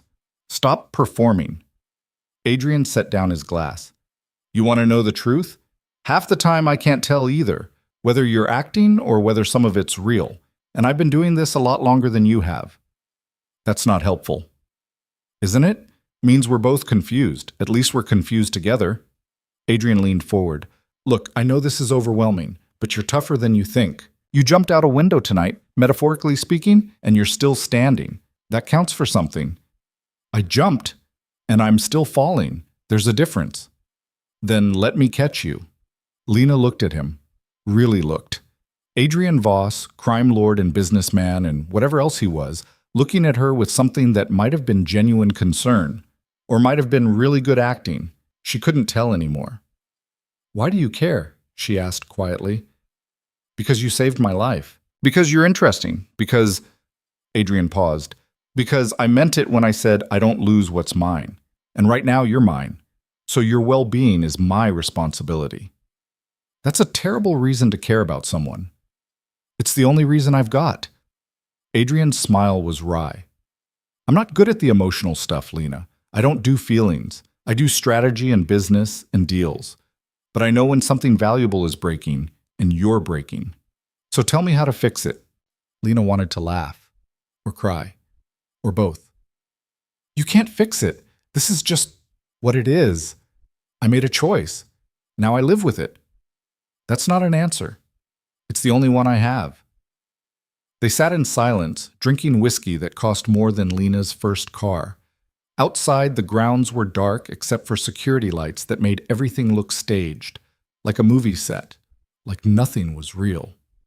Adrian's phone rang. He glanced at it and swore quietly. I have to take this. But Lena, we're not done with this conversation. He left. Lena finished her whiskey alone. The next morning started with Patricia showing up at 7 a.m. with a tablet full of coverage. You're everywhere, look at this. Lena scrolled through article after article. Photos from the interview, speculation about her background. Someone had already found her yearbook photo. Patricia had been right about that. Commentary ranged from supportive to vicious, with no middle ground. This is normal, Patricia said. People have opinions. Let them. The important thing is the narrative is holding. Nobody's questioning whether it's real. That's a win. Great. Adrian wants you at the office today. Actual work. He's going to start teaching you the systems. I don't know anything about shipping logistics. Then you'll learn. That's the point. Patricia checked her watch. Car leaves in 30 minutes. Dress professional. First day makes an impression. Voss Industries occupied 3 floors of a glass tower downtown. Lena had walked past the building 100 times without ever imagining she'd enter it as anything other than a caterer. Now she was riding the private elevator to the executive floor, wearing a suit that had been delivered that morning, trying not to throw up. Adrian's office was corner suite, floor-to-ceiling windows, the kind of view that came with serious power. He was on a call when she arrived, gesturing for her to sit. We don't care what the union says. We have contracts. Honor them, or I find new partners. He paused, listening. That's what I thought. Friday, then. Goodbye. He ended the call and looked at Lena. Ready for your first day? Not even a little bit. Good. Means you're paying attention. Adrian pulled up files on his computer. Let me show you how this actually works. The next 4 hours were a crash course in legitimate business operations, shipping schedules, import regulations, client management. Adrian explained with surprising patience, backing up when she got confused, answering questions without making her feel stupid. It was actual work, real work, and Lena found herself getting interested despite everything. You're picking this up fast, Adrian said around noon. Natural head for logistics. I used to coordinate 3 jobs and Maya's schedule and bill payments. This isn't that different, just bigger numbers. Much bigger numbers. Adrian pulled up a contract. This shipping arrangement with Taiwan, worth $8 million annually. One mistake in the paperwork could cost us a fortune. No pressure then. You'll be fine. I wouldn't have given you access if I didn't trust you to handle it. Adrian glanced at his watch. Lunch. There's a place on the ground floor. We'll eat there. Public, but controlled. The restaurant was upscale casual, full of business professionals conducting meetings over expensive salads. Every head turned when Adrian entered. Some recognized him. Others just recognized power. They sat in a booth with a view of the entrance. Strategic positioning, always. This is your world, Lena said, looking around. People in suits making deals. Is this what you always wanted? I wanted to not be my father. This seemed like the safest distance. Adrian ordered for both of them without asking. Lena was getting used to it. What about you? Besides teaching, what did you actually want? Lena had to think about it. Stability. Enough money that I wasn't always choosing between heat and food. A life where emergencies didn't mean disaster.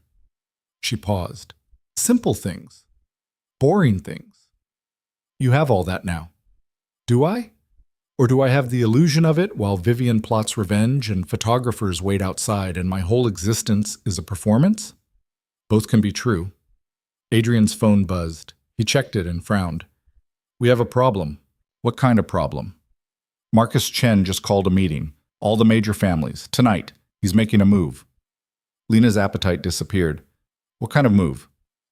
Don't know yet, but calling a meeting this fast after the wedding? He's either trying to save face or he's planning something aggressive. Adrian was already texting, fingers flying.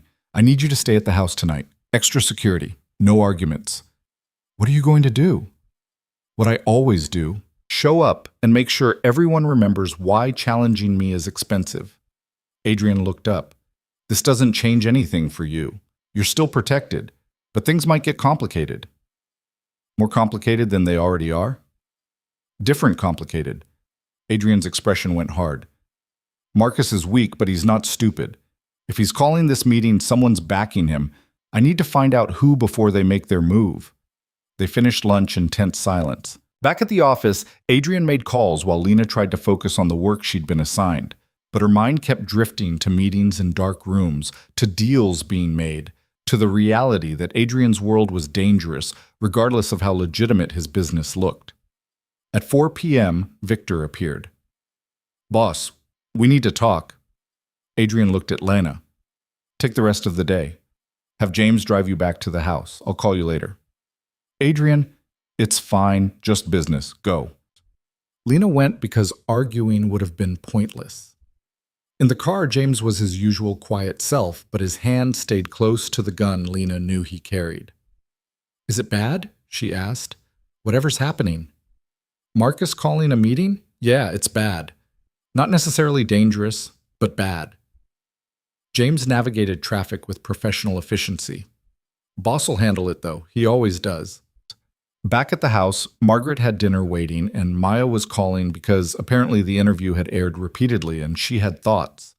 Lena half listened to her sister talk about public perception while watching the clock, wondering what was happening in whatever room Adrian was sitting in right now. At 8 p.m., her phone rang. Adrian. "How bad?" she asked without preamble. "Manageable. Marcus is trying to form an alliance against me. He's got the Riveras and the Castellanos interested, but they're not committed yet. They're waiting to see if I'm vulnerable." "Are you?" "Not even a little. But they'll test it anyway, which means things are going to get visible." Adrian paused. "I'm calling in favors, making moves. It's going to look aggressive, but it's necessary. You might see my name in the news for things that aren't romantic interviews." "What kind of things?" "Business acquisitions, contract disputes, the kind of news that reminds people why I'm not someone to challenge." Adrian's voice was tired. "I'm sorry. I know this isn't what you signed up for. I signed up for protecting Maya and surviving. Everything else is just details. You're better at this than you give yourself credit for." Background noise suggested Adrian was still at the meeting or wherever these things happened. "I'll be late tonight. Don't wait up." He hung up before she could respond. Lena spent the evening trying to work on the files Adrian had given her, but concentration was impossible. She kept thinking about Marcus and alliances and the precarious nature of power built on violence and fear. At midnight, she heard cars in the driveway. Voices. Adrian returning with Victor and others. She stayed in her suite, listening to footsteps and low conversation, to the machinery of Adrian's empire working through problems she only half understood. At 1 a.m., a knock on her door. Adrian stood there, still in his suit, looking exhausted. "Can't sleep either?" "Seems to be a pattern." Lena stepped aside to let him in. "How bad was it, really?" "Bad enough that I spent 6 hours reminding people why opposing me is bad for their health and their portfolios." Adrian loosened his tie, sat heavily on her couch. "Marcus is scared. Vivian's angry. Together they're dangerous, but separately, they're manageable. So you're going to separate them?" "Already did. Marcus got a very lucrative offer tonight, contracts that'll make him independently wealthy if he divorces Vivian and stays neutral. He took it." Lena sat beside him. "You bought him off." "I gave him an exit that saves face and makes money. He'd be stupid to refuse." Adrian leaned his head back. "Vivian's alone now, isolated, which is when people make mistakes. And when she makes a mistake, I'll be ready." Adrian looked at her. "This is my world, Lana. Deals and threats and people choosing sides based on fear and money. It's not pretty, it's not noble, but it's effective." "Does it ever bother you, the manipulation?" "Not really. Everyone's manipulating everyone. I'm just better at it than most." He paused. "Does that bother you?" Lena thought about it. "I don't know. Maybe. But you're honest about it. That counts for something." "Honest about being dishonest. That's a hell of an epitaph." They sat in silence, both too tired for more conversation. Eventually, Adrian stood. "I should let you sleep." "Adrian?" Lena caught his hand. "Thank you. For protecting Maya. For keeping your promises. For all of it." His smile was tired but genuine. "You saved my life. This is the least I can do." After he left, Lena lay in bed and thought about the man who'd started as a stranger and become something more complicated, something she didn't have language for yet. The next 3 weeks were a blur of public appearances and private strategy. Adrian took her to dinners, galas, business functions.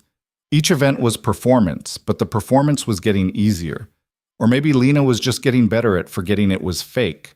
Maya came to visit on weekends, always with security, always with stories about school that felt refreshingly normal. During one visit, she pulled Lena aside. "You're different," Maya said. "Different how?" "Confident. Like you belong in those clothes, in that world." Maya studied her sister. "And the way you look at Adrian when you think nobody's watching. Don't. I'm just saying, it doesn't look fake anymore. It has to look real. That's the point. Is it still an act if you're not acting anymore?" Lena didn't have an answer. Work at Voss Industries became routine. Lena learned systems, managed contracts, discovered she had a talent for negotiation that surprised both her and Adrian. The $120,000 salary started feeling earned rather than bought. One afternoon, reviewing a shipping contract, she found an error that would have cost them $2 million. She brought it to Adrian immediately. He looked at the contract, looked at her, and smiled. "This is why I hired you. Good catch." "I thought you hired me because I saved your life and needed protecting." "That's why I offered protection. I hired you because you're competent." Adrian signed the corrected contract. "There's a difference." "Is there? It all feels connected." "Maybe it is, but that doesn't make it less real." Adrian set down his pen. "You've been here almost 2 months. How are you holding up?" "Honestly? Better than I expected. Worse than I'd hoped." Lena sat across from him. "The work is good. The money is good. Maya's safe and happy. But I still feel like I'm playing a role. Like the real Lena Carter is somewhere else watching this happen to someone who looks like her. That's called adaptation. You're becoming who you need to be to survive here. Or I'm losing who I actually am." Adrian considered this. Maybe there's no difference. Maybe we're all just versions of ourselves adapted to circumstances. The you who served champagne was a version adapted to poverty. The you sitting here now is adapted to this. Neither one is more real than the other. That's either very wise or very depressing. Could be both. Adrian's phone buzzed. He glanced at it, and his expression hardened. "Vivian just posted something. You should see this." He showed her the screen. Vivian had posted a photo, old, grainy, clearly from years ago. It showed a teenage Lena, maybe 16, outside a building Lena recognized immediately. The free clinic where her mother had gone for treatment when they couldn't afford real doctors. The caption read, "Interesting background for Adrian Voss's new girlfriend. Charity case or calculated social climber? Either way, the mask always slips eventually." Lena felt cold. "She's escalating," Adrian said quietly, "testing whether she can turn public opinion against you. Will it work?" "Depends on how we respond." Adrian was already typing. "Patricia needs to see this. We craft a narrative before Vivian does." Within an hour, Patricia had a response ready. A statement about Lena's background, framed not as poverty, but as perseverance. A story about a young woman who'd overcome adversity, who'd raised her sister alone, who'd worked multiple jobs to survive. The American dream repackaged for public consumption. It worked. By evening, the narrative had shifted. Lena wasn't a charity case. She was inspiring. A feel-good story about class mobility and love-conquering circumstances. Lena watched it happen in real time on social media and felt sick. "They're making me into someone I'm not," she said. "They're making you into someone sympathetic. There's a difference." Patricia scrolled through responses. "This is good for us. Vivian tried to tear you down and the public rallied around you instead. She's losing ground. But it's all lies. I'm not inspiring. I'm just someone who needed money and made a deal. The public doesn't want truth. They want story. We're giving them story." Patricia looked up. "You're upset." "I'm tired of being a product." "Then you're in the wrong business." Patricia's tone wasn't unkind, just factual. Everything is product. The question is whether you control the branding or someone else does. After Patricia left, Lena stood at the window looking at the city lights and wondered when she'd stopped fighting, when she'd accepted that this was her life now, when the performance had become permanent. Adrian found her there an hour later. "Patricia said you were upset." "I'm fine." "There's that word again." Adrian stood beside her. Talk to me. About what? About how I'm being turned into a commodity? About how my whole life is now managed by PR professionals? About how I can't tell anymore what's real and what's performance? About all of it. Whatever you need to say. Lena turned to face him. Do you ever regret it? Pulling me into this? Adrian thought about it. Really thought. No, but I regret that it's hurting you. That wasn't the intention. What was the intention? Survival. Yours and mine. Everything else is just complications. Complications, Lena repeated. That's one word for it. They stood in silence, both looking at the city that had become a stage. I want to show you something, Adrian said finally. Tomorrow. No cameras, no Patricia. Just us. Will you trust me? Should I? Probably not. But I'm asking anyway. Lena looked at him and saw something she hadn't seen before. Uncertainty. Actual uncertainty from a man who radiated confidence like it was currency. Okay, she said. I'll trust you. Good. Adrian's smile was small. Get some sleep. Tomorrow's going to be different. Lena had no idea how different until he showed up the next morning in jeans and a sweater instead of his usual suit. We're going somewhere, was all he said. They drove for an hour, leaving the city behind, heading toward the coast. No security detail, no Victor. Just Adrian driving and Lena watching the landscape change from urban to rural. They ended up at a beach. Empty, because it was a Wednesday morning in October and nobody came to beaches in October except people who needed the quiet.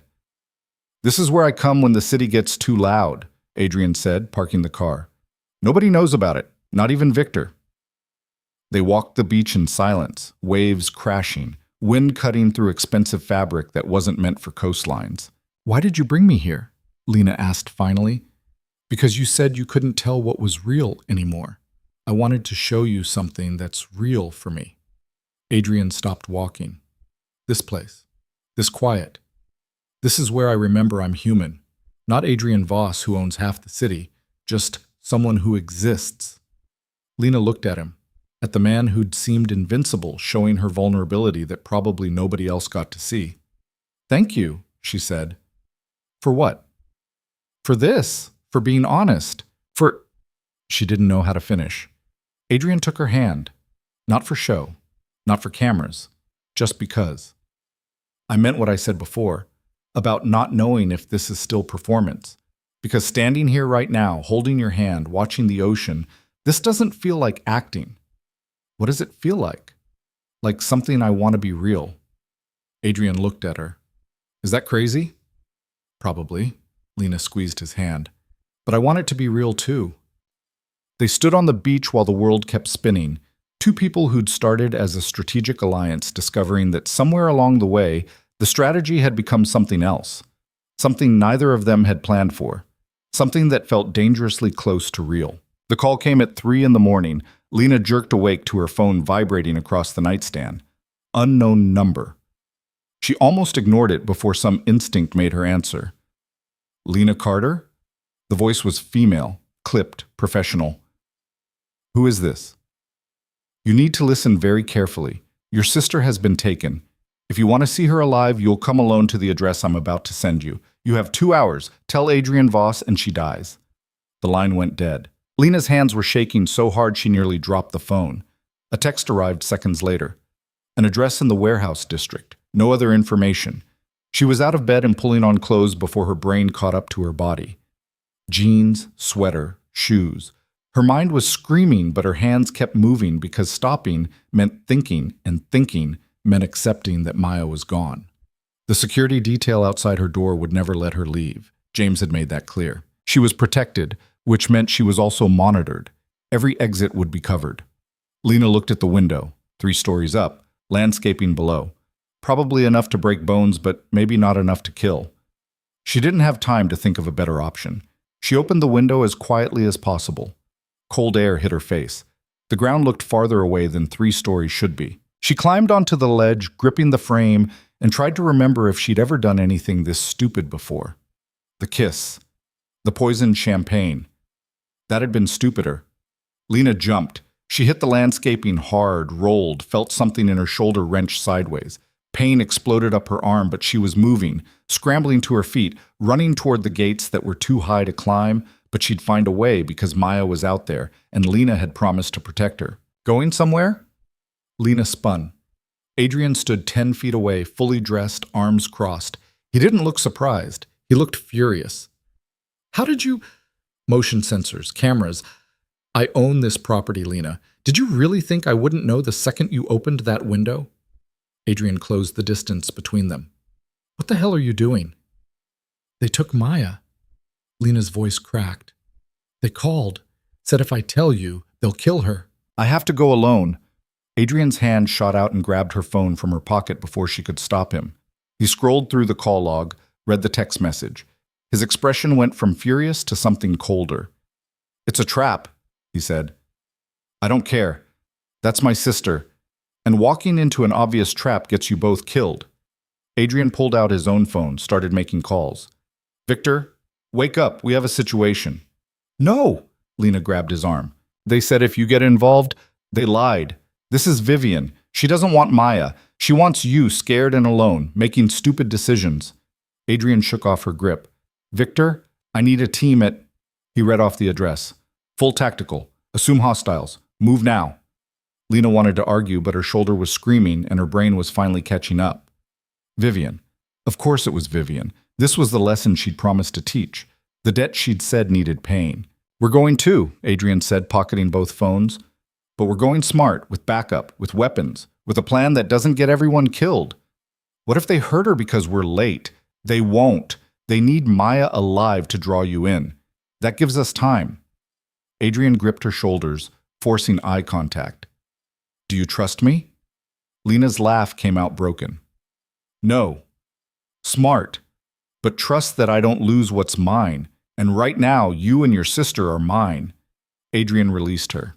Come on. We've got 90 minutes to get there, and I need you functional. The next hour was chaos, wrapped in military precision. Victor arrived with a team that looked like they'd done this before. Weapons appeared from places Lena didn't know existed in the house. Maps. Blueprints. Someone pulled up satellite images of the warehouse district. Adrian was at the center of it all, issuing orders with the calm of someone who'd planned operations like this a dozen times. Maybe he had. James materialized at Lena's side with a first aid kit. Let me see that shoulder. I'm fine. You jumped out a third-story window. You're not fine. He started manipulating her arm with professional efficiency. Lena hissed in pain, not dislocated, probably just strained. You'll live. Maya, we'll get her. James wrapped her shoulder with tape that felt too tight, but immediately reduced the pain. Boss doesn't leave people behind. It's bad for business. Well, this isn't business. To him it is. You're his. Maya's yours. Therefore Maya's his. Simple math. James finished the wrapping. There, try not to jump out any more windows tonight. Adrian appeared with a jacket and something heavy. He handed both to Lena. The heavy thing was a gun. I don't know how to use this, Lena said. Point and shoot if someone tries to kill you. Safety's here. Adrian showed her. But you're not going in. You're staying in the vehicle with James while my team extracts Maya. Like hell? This isn't negotiable. Adrian's voice went hard. Vivian wants you emotional and reckless. I'm not giving her that. You stay in the car, stay alive, and trust that I know what I'm doing.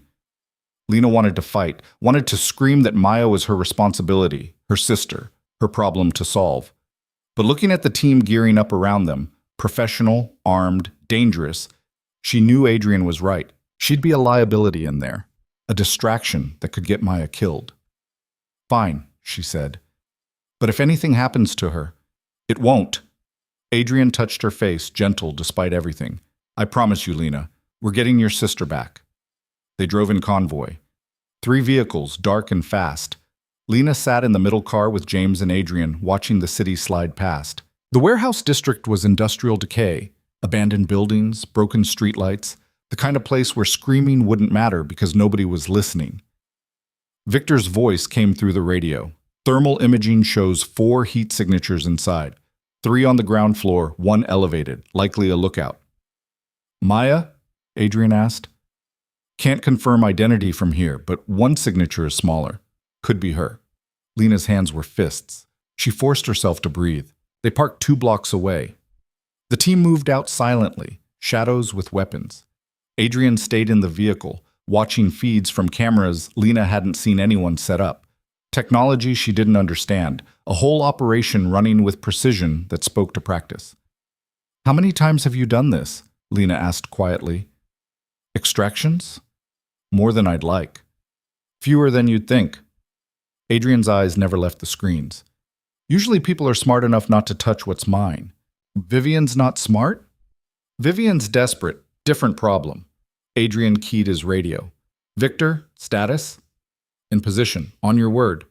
Adrian looked at Lena. "Last chance. We can still do this quiet. Pay them off. Walk away. Nobody dies. Except Vivian learned she can take what's yours and negotiate for it." Lena met his gaze. "You told me you don't lose challenges, so don't lose this one." Adrian's smile was sharp. "That's my girl." He keyed the radio. "Go. Full tactical. I want everyone alive for questioning." The screens erupted with movement. Lena watched men in black gear breach the warehouse from 3 entry points simultaneously. Heard shouting, saw muzzle flashes. Then Victor's voice, calm and professional. "Ground floor secured. 2 hostiles down. Non-lethal. Proceeding to elevated position." More movement. More shouting. Then a scream that sounded young and terrified and definitely Maya. Lena was out of the car before anyone could stop her. "Lena, no!" James grabbed for her, but she was already running, gun in hand, shoulder screaming, brain shut off in favor of pure instinct. She made it half a block before Adrian caught her, tackling her into an alley. They hit pavement hard. Lena fought, but he was stronger, heavier, trained. "Let me go." "She's fine. Maya's fine." Adrian pinned her wrists. "Victor's got her. Listen." Lena stopped struggling. Listened. Victor's voice on the radio. "Package secured. Female, 19, matches description. Scared, but unharmed." The fight went out of Lena all at once. She went limp under Adrian's weight, gasping, shaking. "She's okay," Adrian said quietly. "She's okay." Lena started crying, couldn't stop. Adrian held her there in the alley, on dirty pavement, while she fell apart. When she could breathe again, he helped her up. "Can you walk?" She nodded. They made it back to the vehicles as Victor emerged from the warehouse with Maya between 2 team members. Her hands were zip-tied. They'd been bound, but she was walking, talking, alive. Maya saw Lena and broke into a run. They collided in the middle of the street, holding each other while Adrian's team secured the perimeter and dealt with whatever was left inside the warehouse. "I'm sorry," Maya was saying. "I'm so sorry. They grabbed me when I was leaving class. I tried to fight, but there were 3 of them, and they had a van. It's not your fault." Lena held her sister tighter. "You're safe now. That's all that matters." Adrian appeared with bolt cutters. He snipped Maya's zip ties with quick efficiency. "You hurt?" "Bruised, scared, but they didn't—" Maya's voice caught. "They didn't hurt me. Just grabbed me and brought me here and said I was bait." "You were." Adrian looked toward the warehouse. "Victor, bring them out." 2 men were dragged out, hands bound, faces bloodied. Lena didn't recognize them. Hired muscle. Disposable. Then a woman appeared. Older than Lena expected. 50, maybe. Expensive clothes now torn and dirty. And Lena knew that face from photos, from news coverage, from the wedding. Vivian Chen. She looked furious and frightened in equal measure. When she saw Adrian, her expression went carefully blank. "Adrian," she said, voice steady despite the situation. "I think there's been a misunderstanding." "Really?" Adrian's tone could have flash frozen water. "Because from where I'm standing, you kidnapped someone under my protection after I made it very clear that was a bad idea." "She's not under your protection. She's a nobody you're using for—" "Choose your next words carefully, Vivian. They might be your last." Adrian crossed the distance between them. "You came after what's mine. You made threats. You ignored warnings. Now you're standing here with zip ties and blood on your face trying to negotiate. I want you to really think about your position before you finish that sentence." Vivian's mask cracked. Fear showed through. Real fear. "This was just business, a reminder that actions have consequences." "You're right. They do. Adrian pulled out his phone, made a call. Thomas? It's Adrian. Remember how you asked about the waterfront project? I'm ready to move forward. Yes, all of it. I'll send contracts tomorrow. He paused. Oh, and you should know the Chen family won't be bidding. They've had some recent setbacks. He ended the call, made another. Constance? Adrian Voss. I'm calling about the union contracts we discussed. I think we can come to an arrangement that benefits both of us. Yes. No, the Chens won't be involved. I'll explain tomorrow. 3 more calls. Each one a piece of Vivian's empire being redistributed while she listened. When Adrian finished, he pocketed his phone and looked at her. You tried to teach me a lesson. Here's mine. Everything you built, every alliance you made, every contract you signed, it all exists because I allowed it to exist. I let you have territory. I let you have power. I let you pretend you were my equal. He stepped closer. Vivian actually flinched. But you're not my equal. You never were. And the second you touched what's mine, you forfeited every courtesy I ever extended. Adrian's voice was soft, almost gentle. By tomorrow, you'll have nothing. Marcus will divorce you to save himself. Your allies will abandon you. Your accounts will be frozen. Your properties will be seized. And when you have nothing left, when you're exactly as powerless as you made Lena's sister feel tonight, then maybe you'll understand why you don't challenge me. Vivian's composure shattered. Please, Adrian, please. We can work something out. We had something worked out. You broke it. Adrian turned to Victor. Take her to the police. Anonymous tip about kidnapping. Make sure the evidence is thorough. You can't, Vivian started. I already did. Adrian looked at her one last time. You wanted to teach lessons. Consider yourself educated. Victor and his team loaded Vivian and her men into a vehicle. She was screaming now, threats and promises and pleas all running together. Nobody listened. The convoy pulled away. Silence settled over the street. Adrian looked at Lena and Maya. You both okay? Maya nodded. Lena couldn't find words. Good. Let's go home. Adrian started toward the remaining vehicles. James, make sure they're checked by the medic. Full workup. I want to know about every bruise. The drive back was quiet. Maya fell asleep against Lena's shoulder, exhausted by fear and adrenaline crash. Lena stayed awake, watching the city turn from industrial decay to manicured wealth. You destroyed her, Lena said quietly. Yes, Adrian didn't look away from his phone where he was still conducting business. That's what happens when people challenge me. She's going to jail. For kidnapping, which she did. I just made sure the evidence was organized properly. Adrian finally looked up. You're upset. I'm trying to figure out if I should be grateful or terrified. Both is reasonable. Adrian set down his phone. I told you I don't lose what's mine. I meant it. Lena looked at Maya, sleeping and safe. Thought about the gun she was still holding. The team that had moved with military precision. The calls that had dismantled an empire in minutes. What happens now? She asked. Now you decide. Adrian's expression was unreadable. Vivian's done. Marcus will fold to save himself. The threat's neutralized. You and Maya are safe, so you can walk away if you want. Take the money I offered, start over somewhere else. I'll make sure nobody bothers you. Lena's throat went tight.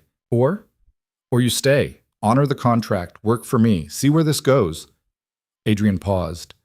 The performance doesn't have to be a performance if you don't want it to be. What are you saying? I'm saying somewhere between the poison and tonight, this stopped being just business for me.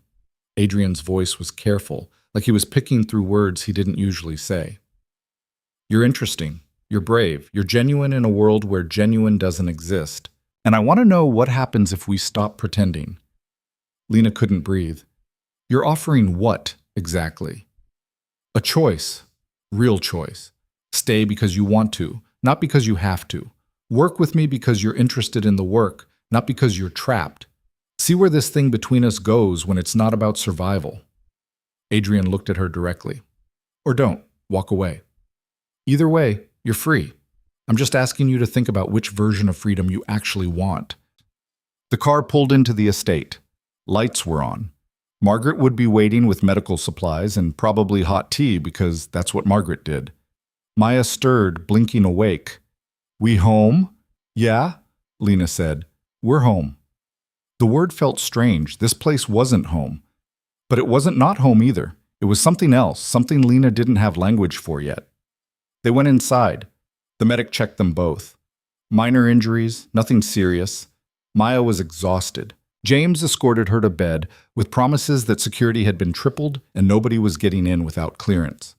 Lena stood in the foyer, still holding the gun she'd never fired, shoulder throbbing, brain trying to process everything that had happened in the last 4 hours. Adrian appeared with whiskey. Drink. She drank. It burned. Good. I need time, Lena said. To think about your offer. Take all the time you need. Adrian took the gun from her, checked the safety, set it aside. But Lena, whatever you decide, it doesn't change that you saved my life. I pay my debts. Maya's tuition is covered regardless. Your safety is guaranteed regardless. The choice is really yours. Why are you being so reasonable about this? Adrian's smile was tired. Because I'm tired of taking things. I want something that chooses to stay. He left her there with her whiskey and her thoughts. Lena went to bed but didn't sleep. Watched dawn break over grounds that felt less like prison now. Thought about the contract sitting in her email. About the performance that had started to feel real. About Adrian's eyes when he'd said he wanted something that chose to stay. At 7 a.m., Maya knocked on the connecting door. Come in, Lena called. Maya entered, looking better after sleep, but still shaken. How are you? Honestly, I have no idea. Lena patted the bed. Maya climbed in beside her like they were kids again, sharing space to feel safer. That was terrifying, Maya said quietly. I know. But you came for me. You jumped out a window and ran toward danger because they took me. Of course I did. You're my sister. Maya was quiet for a moment. Then Adrian came too, with an army. He could have just paid them off, but he came. He doesn't lose what's his. Are you his? Lena thought about that. I don't know, maybe. Is that crazy? Probably. Maya looked at her sister. But you're happy here. Happier than I've seen you in years. Even with all the insanity, you're not exhausted anymore. You're not working 3 jobs and pretending you're fine. You're just alive. It's only been a week. A week where you ate regular meals and slept in a real bed and didn't have to calculate which bill to skip. A week where you wore clothes that fit and had security and people who'd go to war for you. Maya squeezed her hand. I'm not saying stay for me. I'm saying stay for you if this is what you want. I don't know what I want. Then figure it out. But Lena, you've spent your whole life taking care of everyone else. Maybe it's time to let someone take care of you. Maya left for her own room. Lena stayed in bed, watching morning light paint the ceiling. Her phone buzzed. Text from Adrian. Come to my office when you're ready. No rush. Lena got dressed, showered. Let the hot water work on her shoulder. Put on jeans and a sweater that had been provided and fit perfectly because someone had paid attention. She found Adrian in his office, looking at contracts spread across his desk. He glanced up when she entered. Couldn't sleep either? He asked. Too much to think about. Lena closed the door behind her. Can I ask you something? Always. Why me, really? Not the strategic answer, not the business answer. Why did you make this offer? Adrian set down the pen he'd been holding. Because you kissed me to save my life when you had nothing to gain and everything to lose. Because you're genuine in a world where I can't trust anyone to be genuine. Because you make me want to be better than I am. He paused. And because when I'm with you, I'm not just Adrian Voss who owns half the city. I'm just someone. Someone who gets to argue about pineapple on pizza and drink wine that's too expensive and laugh at things that don't matter. Those aren't good reasons to start something real. No, but they're honest ones. Adrian stood, walked around the desk. Look, I don't know what this is. I don't know if it's love or just proximity or trauma bonding or whatever term makes it acceptable, but I know I want to find out. And I know I want you to want to find out too. Lena looked at him, really looked, saw the careful control. The walls built from years of not trusting anyone, the loneliness that came from being powerful and isolated. Saw herself reflected back, different walls, same loneliness. I'm terrified, she admitted. Good. That means you're smart. Adrian's smile was small. I'm terrified too. This is new territory for both of us. What if it doesn't work? Then we tried and failed like adults. But what if it does work? What if we could actually build something real out of this mess? Lena thought about Maya, safe and finishing college. Thought about her mother, who'd made impossible choices for love and survival. Thought about the champagne glass shattering and the moment she'd decided some things were worth the risk. Okay, she said, I'll stay. I'll honor the contract. I'll work for you and see where this goes, but on one condition. Name it. No more performances. If we're doing this, we do it honest. No scripts from Patricia. No strategic touches. Just us figuring it out. Lena moved closer. I don't want to be your asset. I want to be your partner, real partner, equal stakes. Equal stakes in a very unequal relationship. Adrian's expression was serious. I'm a criminal, Lena. That doesn't change because we're together. My work is dangerous. My enemies are real. Choosing me means choosing all of that. I know. And she did. She'd seen it, lived it, nearly lost Maya to it. But I'm also choosing someone who went to war for my sister, who kept his promises, who's honest about being dishonest. She smiled. I'm not looking for perfect. I'm looking for real. Adrian pulled her closer. Real, I can do. They kissed. No poison this time, no audience. Just two people who'd found each other in impossible circumstances deciding to see what happened next. When they pulled apart, Adrian was smiling.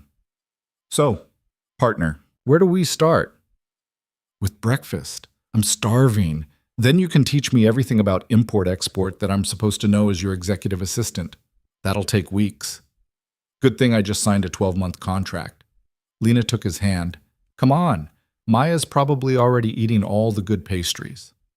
They found Maya in the dining room with James, debating the merits of croissants versus danishes. Margaret was serving coffee and looking satisfied in that way that suggested she'd seen this coming from the beginning. Victor appeared with an update. Vivian Chen's been formally charged. Marcus filed for divorce this morning. The waterfront contracts are being transferred as planned. Oh, and the Riveras called. They want a meeting. Tell them next week, Adrian said. I'm taking a few days off. Victor raised an eyebrow. In what was probably 10 years of working together, Adrian had never taken time off. Sir? You heard me. Days off. Family time. Adrian squeezed Lena's hand. The city won't collapse if I'm unreachable for 72 hours. Victor left looking bemused. Maya grinned. Family time? Since when are you family? Since he saved your ungrateful life, Lena said, but she was smiling too. They spent the morning doing nothing important, walked the grounds, argued about movies. Let Maya teach them both a card game she'd learned in her dorm. Normal things. Human things. The kind of moments that didn't involve strategy or survival.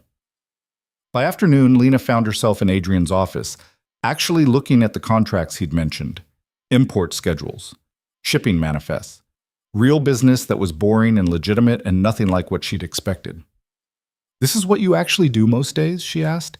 This is what pays for everything else. Adrian pointed to a column of numbers. See this? Profit margin on legitimate shipping. It's razor thin, but the volume is high. Completely legal. Completely traceable. The IRS has audited me 3 times and found nothing because there's nothing to find. And the other business? Is kept very separate. Different companies, different accountants, different everything. You'll work on the clean side. I'm not asking you to compromise yourself. Lena studied the contracts. The numbers made sense. The logistics were complex but learnable. It was real work, real business. Just happened to be owned by someone whose other business was considerably less legal. I can do this, she said. I know you can. That's why I hired you. They worked through the afternoon. Adrian explained. Lena asked questions. It felt normal in a way nothing else about this situation felt normal. By evening, Maya was getting restless. Can I go back to school yet? I have a lab practical next week. With security, Victor said. He'd been hovering all day. New protocols, new routes, new everything. Fine, but they can't come into the chemistry lab. That's not negotiable. We'll work something out, Victor promised. Life started settling into a rhythm. Maya returned to school with discreet security. Lena started working actual hours at Voss Industries, learning systems and processes that were surprisingly engaging. Adrian ran his empire with Lena at his side, and slowly, the performance became reality. 3 months later, they attended a charity gala together. No scripts. No Patricia managing every word. Just them, dressed up, making conversation with people who mattered. Constance Moretti approached with her daughter. Adrian, Lena, lovely to see you both. Constance. Adrian shook her hand warmly. How's the waterfront project? Profitable. Thanks to your contracts. She smiled at Lena. I have to say I didn't believe the rumors at first, but seeing you two together, it's real, isn't it? Yeah, Lena said, surprising herself with how easily the truth came. It is. After Constance left, Adrian pulled Lena onto the dance floor. You said it was real. Because it is, isn't it? Yeah. Adrian's hand tightened on her waist. It really is. 6 months after the wedding that had started everything, Lena and Adrian stood in his office reviewing quarterly reports. Real work. Real partnership. Maya had just been accepted to graduate school with a full scholarship. Lena's salary meant money in the bank for the first time in her life. Everything had stabilized into something that resembled normal. I've been thinking, Adrian said, closing the last folder. Dangerous habit. About us. About this. He gestured between them. We built this out of necessity, survival. But somewhere along the way it became real. I noticed that too. So I want to ask you something, not as your employer, not as the person keeping you safe, just as me. Adrian took her hand. Do you want this? Actually want it? Because if you don't, we can renegotiate, restructure. I meant it when I said you're free to choose. Lena thought about the last 6 months, the work that challenged her, the man who'd become a partner in every sense, the life that had grown from chaos into something worth keeping. I want this, she said. I want you. Not because I have to, because I choose to. Adrian's smile was genuine, unguarded, the kind he only showed when they were alone. Good, because I choose you too. Even though I'm stubborn and argumentative and still think pineapple on pizza is a crime, especially because of those things, Adrian pulled her closer. You make me better. You make this life worth living, and He paused, like the words were difficult. I love you. I don't say that lightly, but it's true. Lena's throat went tight. I love you too, even though you're a criminal with questionable taste in fruit. They kissed. No poison, no audience. Just them, choosing each other, building something real from the wreckage of where they'd started. Outside, the city glittered in the distance. Empires rose and fell. Power shifted. Life continued. But in Adrian's office, 2 people who'd found each other in impossible circumstances held each other and decided that some risks were worth taking. Some loves were worth fighting for. And some stories, even the ones that started with poison and chaos, could end with choice and hope and the promise of something better. 6 more months passed. Lena became indispensable to Voss Industries. Maya graduated with honors and started graduate school. Adrian proposed with a ring that was beautiful without being ostentatious, and Lena said yes because she meant it. They got married in a small ceremony. No 400 witnesses, no poisoned champagne, no performances. Just family and friends who'd earned the right to be there. Maya stood as maid of honor. Victor gave Adrian away because his mother was still in Portugal and probably wouldn't have come anyway. It was simple. It was real. It was theirs.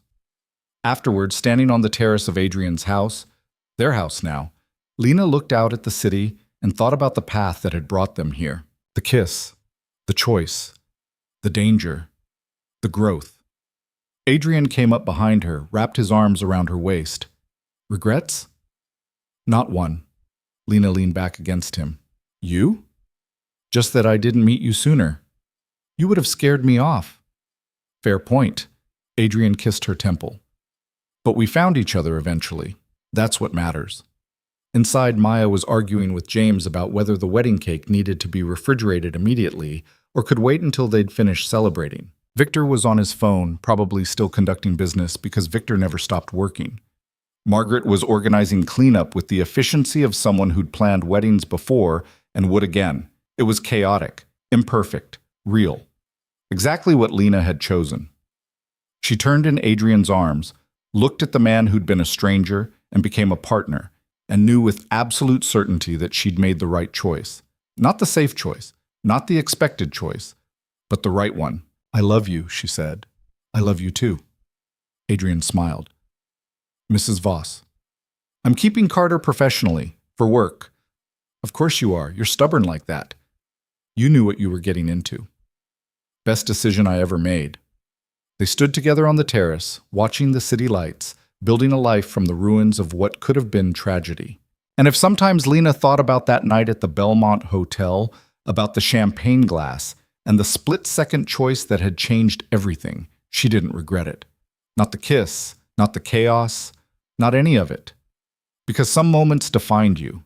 Some choices rewrote everything. And sometimes the bravest thing you could do was trust that the fall would be worth it. Lena had jumped, literally and figuratively, and she'd landed somewhere better than she'd ever imagined. That was enough. That was everything.